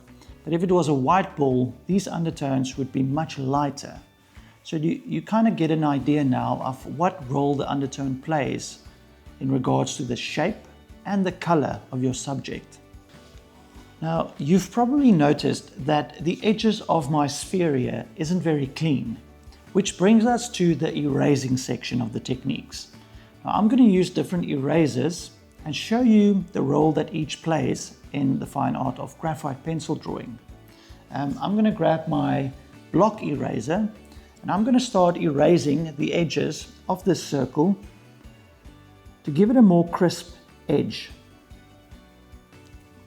Now, I've already explained earlier, the problem with block erasers is that it creates all these little residues. So I'm just going to use my little brush here and brush that off. Now obviously this is not ideal because you risk smudging your artwork when you're doing this. So a more effective way might be to use your kneadable eraser and just kind of dab all those little residue away. Okay, so now that our edges has been cleaned, you can immediately see that our subject has a lot more definition than it had before. What I'm going to do next is I'm going to add a little shadow to the bottom part of the section to complete it. I'm going to use my makeup sponge to do this and just drag that graphite down to give it a slight shadow. And there we go. Now we've turned our two-dimensional circle into a three-dimensional sphere using an undertone. Now, you can obviously get a good idea of why the undertone is so important, but the application of the undertone is also very important to the erasing process. The smoother you can apply this undertone, the better you will be able to lift that graphite off of your page to get certain kind of details. Next, I want to show you how we use our different types of erasers to achieve different types of bright marks and effects. I'm going to first use the kneadable eraser, and I'm going to show you how we can use its moldability to create different types of marks on our paper. First thing, I'm going to create a really sharp tip on our eraser, and I'm going to use this fine tip to create very small little marks. Now, this eraser can be shaped into basically any shape possible. I can even create really sharp edges to pull really sharp lines. I can also create rounded edges and use that rounded edge to dab, just to lift a little bit of the graphite to lighten a certain area. Another interesting way you can use this is you can kind of stamp this eraser onto a certain pattern, and then you can transfer that pattern onto your drawing. When you lift your eraser, it's going to leave an inverted version of that pattern. Now, whenever you want to create more crisp type of details with solid lines, very bright solid lines, you're going to use something like your Tombow Mono Zero, which has a very small tip. Now, a little trick I can teach you with this is I love cutting off the edge flat with a steel bar. That leaves you with really sharp edges, and that will allow you to create very, very thin lines.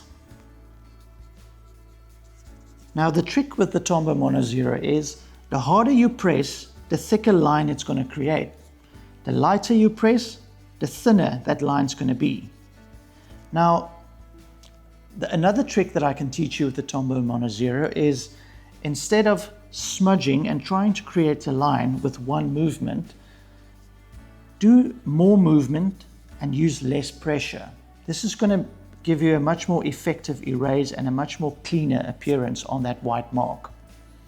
The same effects can be achieved with the pencil eraser. Obviously the tip of this is a little bit more bulky, so you won't probably get effects that fine, but it's a very similar tool and it gives you very similar effects. A nice thing about the eraser pencil is it's got a little bit of a flexibility to that point. So the harder you press, the harder it erases, and the softer you press, the less graphite it lifts. So this allows you to create kind of gradients on your graphite layer. So you can go from white and you can blend that white into your gray seamlessly. Now there's a whole range of erasers out there that you can choose from to cater to your specific needs. These three techniques, toning, blending and erasing, all play an equally important role in the process of drawing. But it's the layering of these techniques that really bring your drawing to life. I'm going to show you a small example on this sphere. I'm going to create a small bump using all three techniques and really bring that bump to life. So I'm going to switch to my Tombow Mono Zero and I'm going to use this fine eraser tip to create a little highlight, which is the highlighted section of that bump.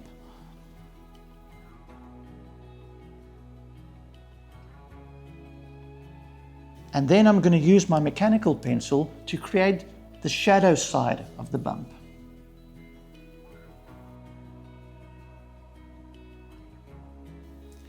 Next, I'm just going to soften my shadow area with a blending stump.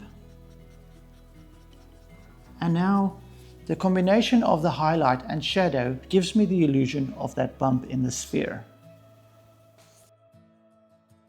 Another factor that plays a big role that's going to make your erased lines really pop is the smoothness of your undertone. The smoother that undertone, the more crisp and the more defined your lines are going to appear.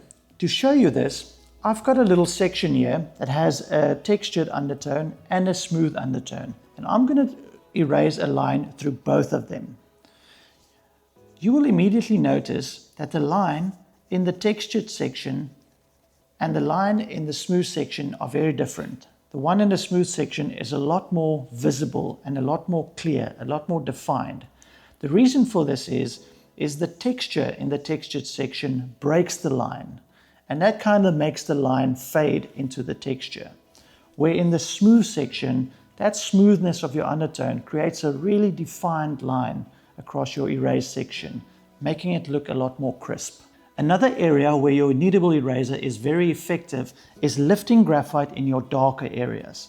Now, whenever you lift graphite in a dark area, you want to avoid smudging your eraser. Smudging basically smudges the graphite you lift off, you're smudging it back into the paper. So this creates a really dirty effect on the part that you erased. The better technique to use here is by using the rolling technique. Now you're going to clamp the kneadable eraser between your two fingers, and instead of smudging, you're going to roll your eraser over that section. So what is happening here is this putty is being rolled into the paper and lifted back out again. And once it lifts out, it pulls the graphite out with it. And then because you are doing a rolling effect and pushing down, it's also pushing the dirty graphite to the sides, leaving the center part clean. Now this is very effective, and you can pretty much lift 100% of the graphite from the paper again. Throughout this entire workshop, we learned everything there is to know about graphite as a medium. We went through all the tools available to us as pencil artists, and we learned the fundamentals of pencil drawing. Now it's time to apply those fundamentals onto a real drawing. Using the reference image that you received with this video, I invite you to create a beautiful artwork with me from the comfort of your own home. Let's get started.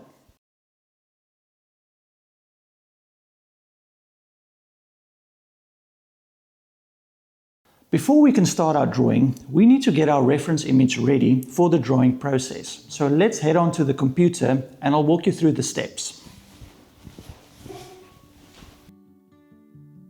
The software we're going to use to create our grids is Pixelmator Pro. Once you click on the software, you're going to say create new document.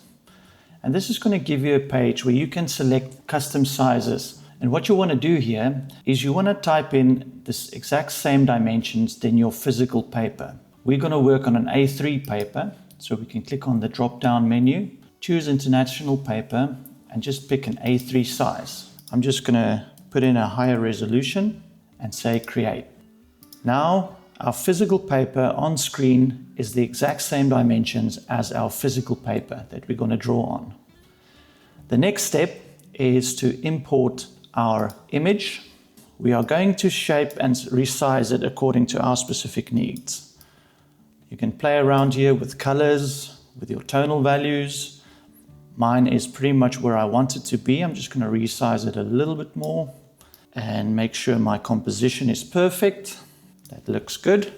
And now we're going to add a grid onto our reference image. We're going to say View, Layers, and then type on Grid. This is going to overlay a grid across our entire reference image. We want to make sure our grid dimensions is fine. We're going to work with a 2 by 2 centimeter grid.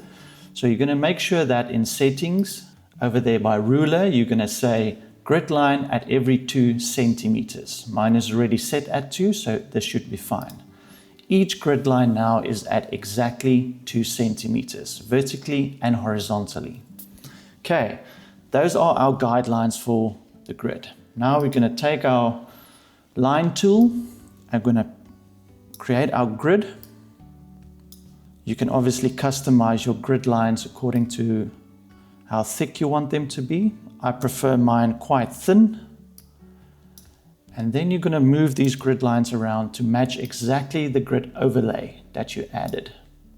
Once the line is in position, you're going to copy and paste. And you're going to put these lines on every single grid line.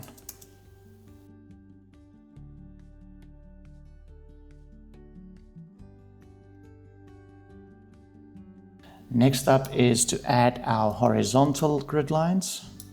We're going to use the exact same process.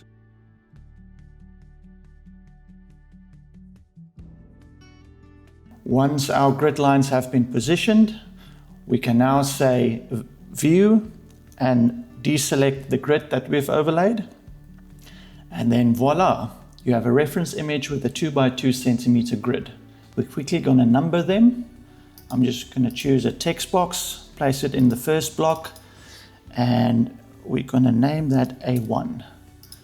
All my horizontal blocks I'm going to number with the alphabet, A, B, C, D. All my vertical blocks I'm going to number with numbers. Block A1, block 2, block 3, and so forth. Next up, you're going to export your image and save it somewhere on the computer. I'm going to save it as a high-res JPEG file. I'm going to save it on my desktop. And there we go. Now we've got an image overlaid with a 2 by 2 centimeter grid. Once my reference image is completed with its grid, I'm going to quickly pop it onto my iPad because I prefer drawing from a digital screen. That gives me some flexibility to zoom in and out while I'm drawing. Just going to ensure that I don't miss any details. Right, now that my reference image with my grid is on my iPad, we are now ready to draw. Let's move to my paper and transfer the grid onto the paper. Okay, our reference is ready with our grid. The next step is to put the grid on our physical paper. So when you start measuring your 2 centimeter blocks, always start measuring from the left-hand side corner. I'm going to make a mark at every 2 centimeters.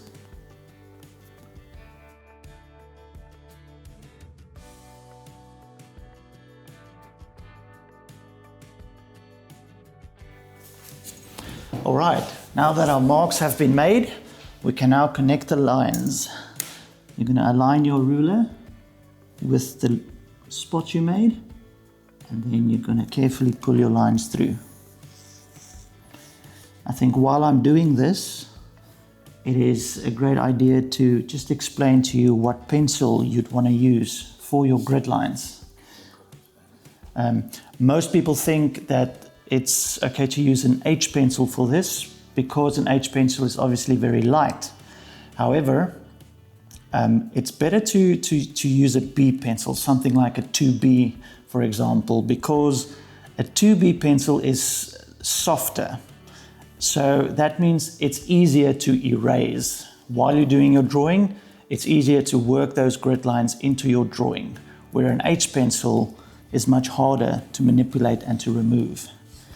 So do your grid lines and the outlines of your drawings with a B or a 2B. And you want to make sure that you use very little pressure when pulling these lines. They must be barely visible, just enough for you to follow. When I pull my lines, I love using my 0.35mm mechanical pencil with a 2B lead. That just ensures that my line width is extremely thin and very light. Okay, now let's pull our vertical lines.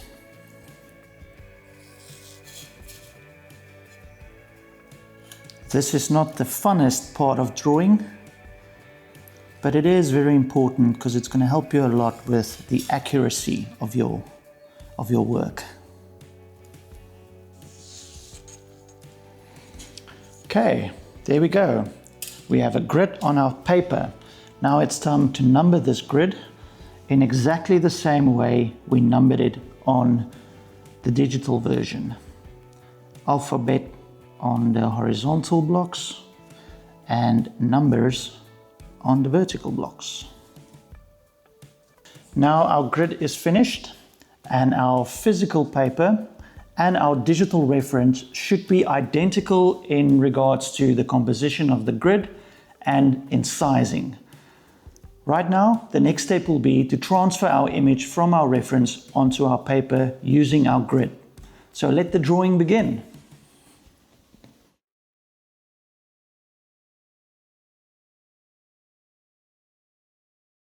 Now that our paper has been grid and numbered, our physical paper and our digital reference is pretty much identical in terms of sizing and grid layout. Now it's time to start our drawing. Our first step is going to be to map out the outlines of the details. We're going to use our grid and our number referencing to start at a certain point and just create some outlines of all the basic details. So let's get started with that. I'm going to grab my 0.35 again to do the outlines, and I'm going to draw where the eyeball and the eyelids meet. I'm going to do that outline of the eye first.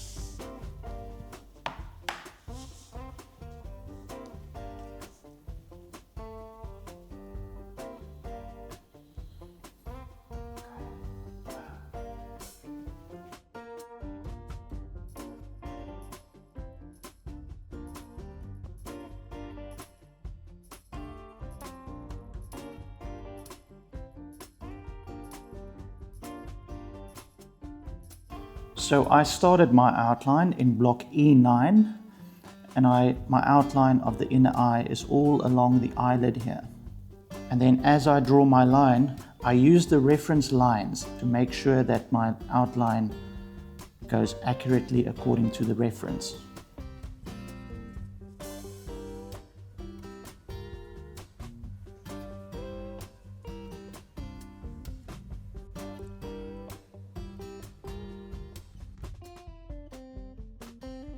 Now, you might be wondering, why do I specifically use 2x2 centimeter grid blocks? So the thing is, you want a balance between speed and accuracy. The bigger your blocks, the less accurate it's going to be, but the faster you're going to draw. The smaller your blocks, the more accurate your transfer is going to be, but the slower you're going to draw. So for me personally, the 2x2 centimeter sized blocks gives me the perfect balance of speed and accuracy.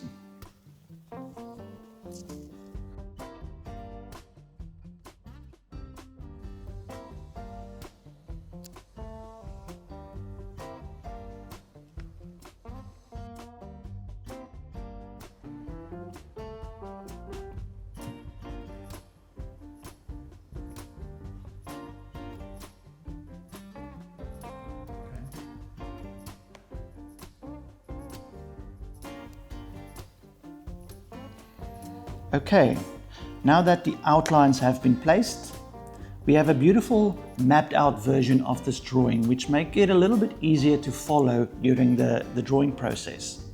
So we're going to start now with the actual technique application, and I'm going to start with the more simpler techniques. Let's start with the bottom right hand side corner here, which is the out of focus, the blurry stuff on this reference image, which is basically just a gradient from dark gray to light.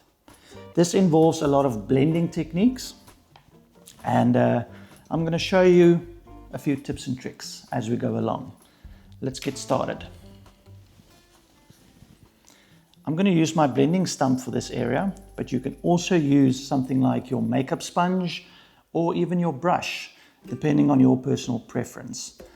What I'm going to do is, I've got an extra piece of paper next to me, so I'm going to take my soft 4B mechanical pencil and just scrub graphite onto that page. Then I'm going to rub my blending stump in that graphite just to get my tip a little bit full of graphite pigment. And then you can kind of test what the value is when you rub it, and when you're happy, you can start blending on your page. Before I start applying my graphite, this section does not contain any specific details. So my grit isn't really required in this area. So I'm going to lighten my grit using my kneadable eraser. A little trick you can try is just by rolling your eraser over this area. That will either remove or lighten your grit, making this area a lot more workable. And now we're ready to go. So let's start applying our tonal values.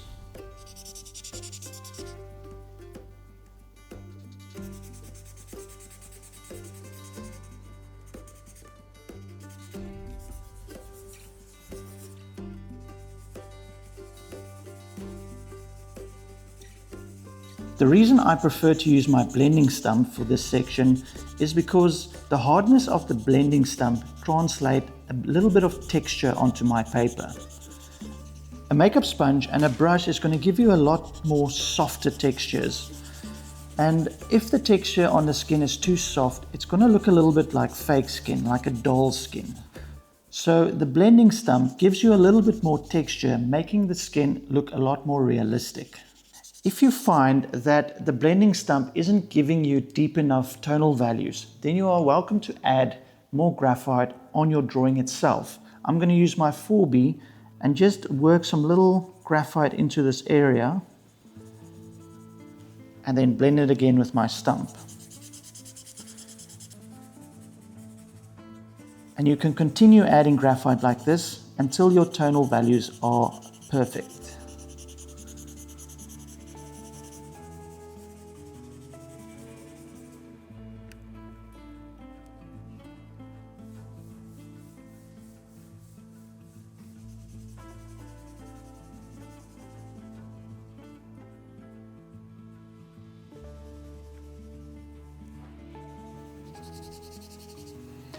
Okay, now I've added most of the soft blurry sections, and we are kind of moving now closer into the eye area where the skin starts getting more and more detailed.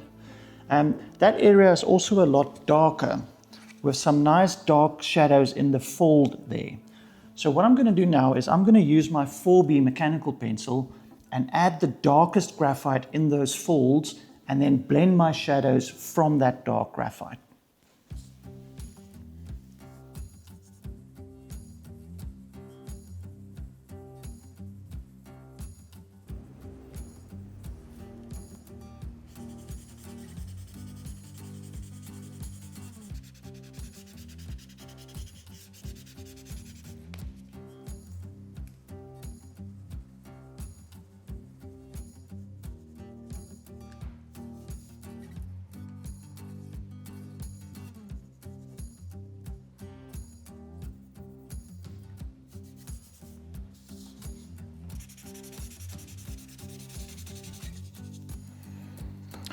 Okay, now that we've added the shadow details on the top eyelid, let's move down to the bottom eyelid and apply those shadows as well.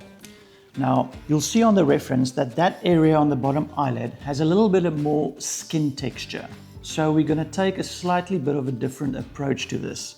Because of the detail, we want to stick with our grit blocks one at a time to ensure that those details are in the right position. So I'm going to slowly add those shadows block for block.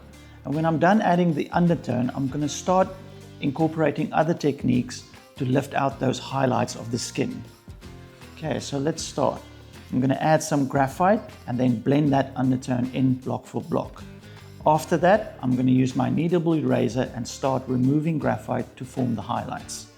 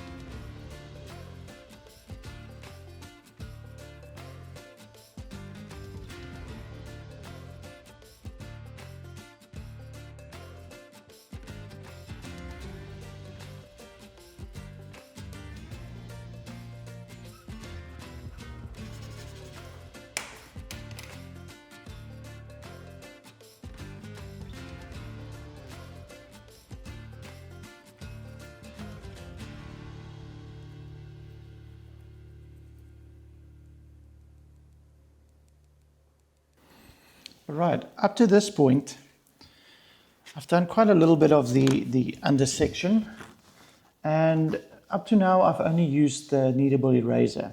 As we move to the right side of that bottom eyelid, you'll see that the skin texture, the highlights on the skin gets a little bit more crisp, more defined. So that means I need to switch to a harder eraser to get those really nice white spots. I'm going to switch to a electric eraser for a very effective erase on this area.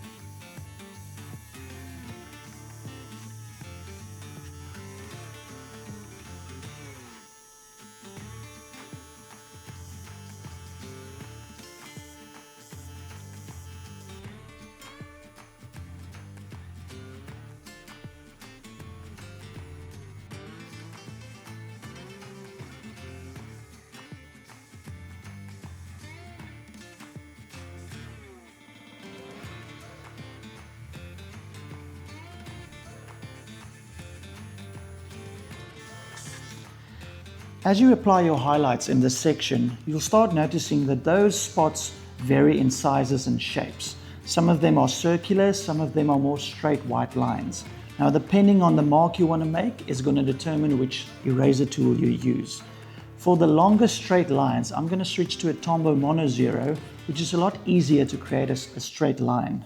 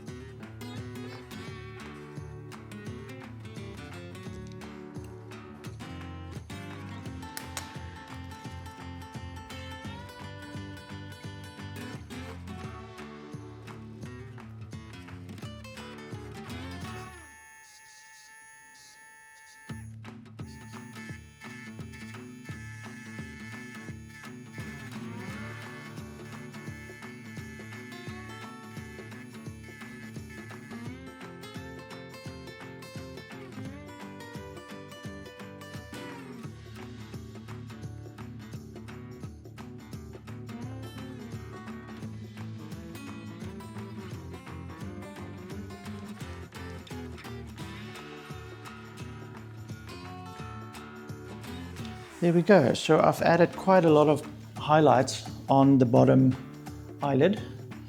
Now I want to move to the top eyelid in this section over here, and we're going to use a very similar technique for this. We're first going to add our undertone and then erase our highlights over that.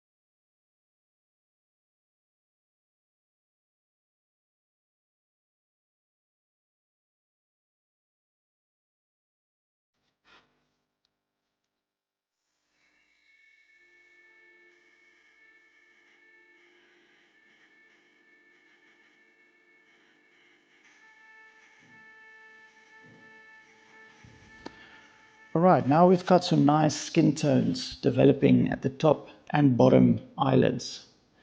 Let's move on to the lashes section. You probably noticed that I worked around the area where the lashes is. And I did it for a very specific reason, because there's some layering going on there. You first need to do everything below the lashes, the skin, and then on top of that, you need to add the lashes. Now, lashes is quite intense detail. So now it starts getting even more important to work block for block, just to ensure that you make your lashes lines in the right position. So I'm going to start off at this bottom section and do the skin first, one block at a time, and then overlay the lashes on top of that.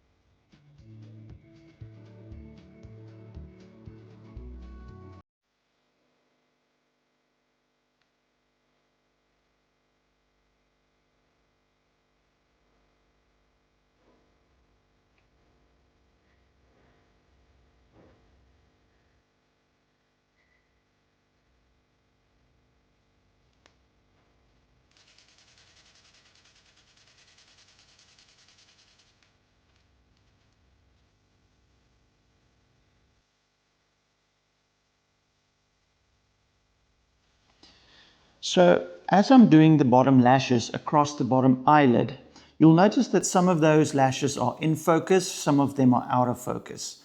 And also some of them has little white reflections on the tips. So I'm going to walk you through them and show you how those different effects are achieved.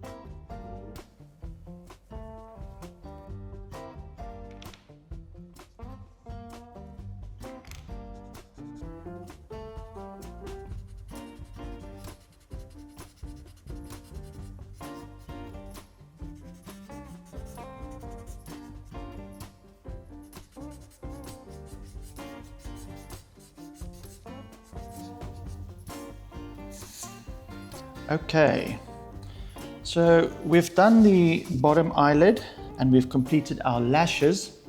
I think it's time now to move into the eyeball section.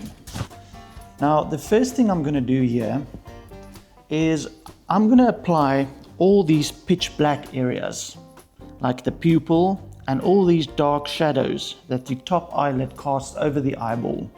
I'm going to apply all that black, and then I'm going to use my blending techniques to spread that black across the entire eyeball to form our shadows.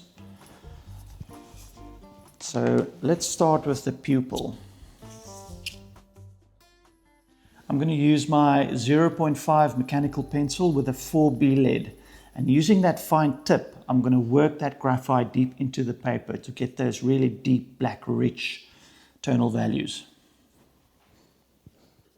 This area can also be done by using your graphite powders and working it into the paper with a makeup sponge. However, this is a very small section, so you will probably have to create a template by cutting out this circle into a piece of paper, lay it over this area, and then apply your graphite powder like that. That will also give you a nice deep black velvety finish.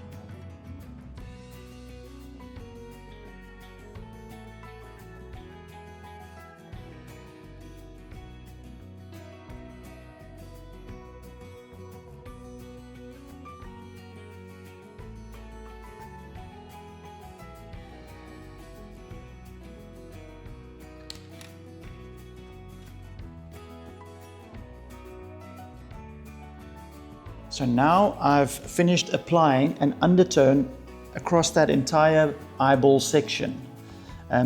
This undertone gives us a great foundation on which we can build our details.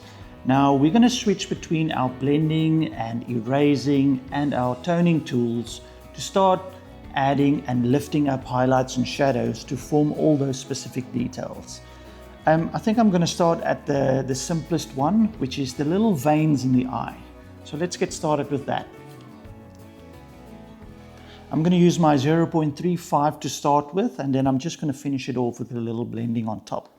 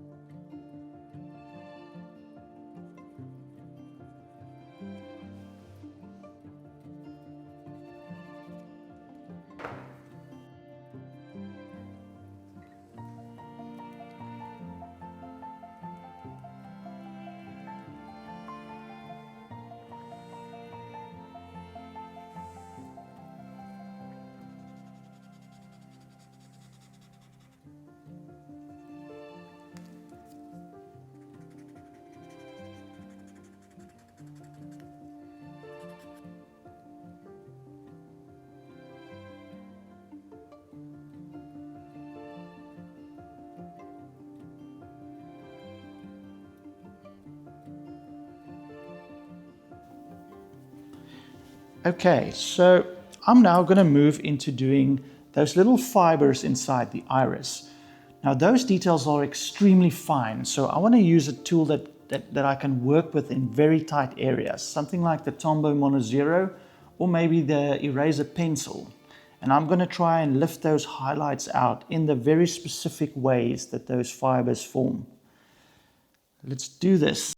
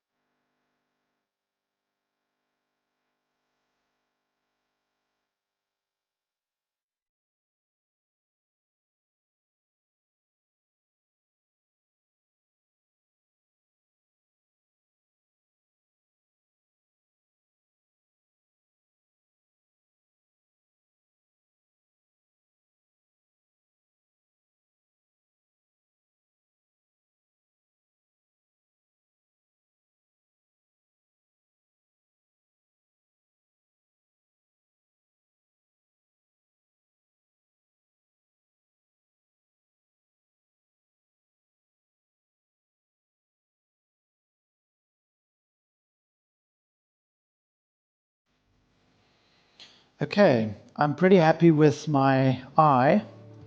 I will revisit this section a little bit later just to refine the details and maybe add a little bit more detail.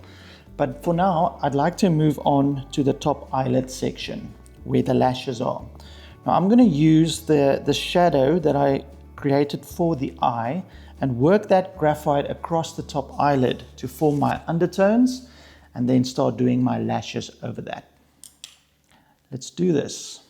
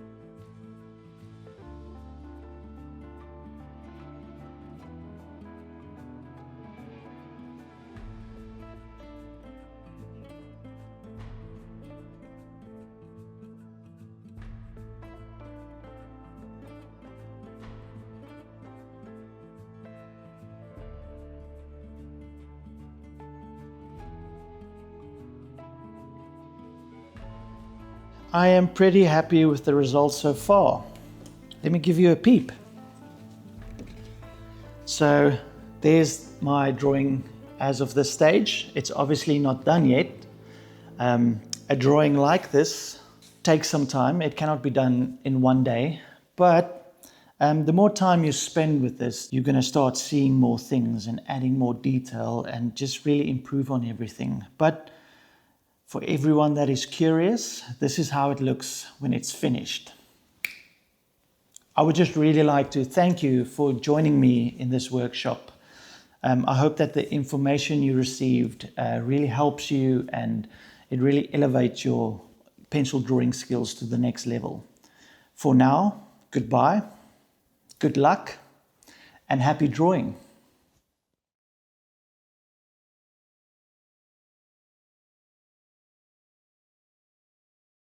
All right, let's hear it. Yeah, my bro. 1, 2, lekker, ek gaat ons. Okay.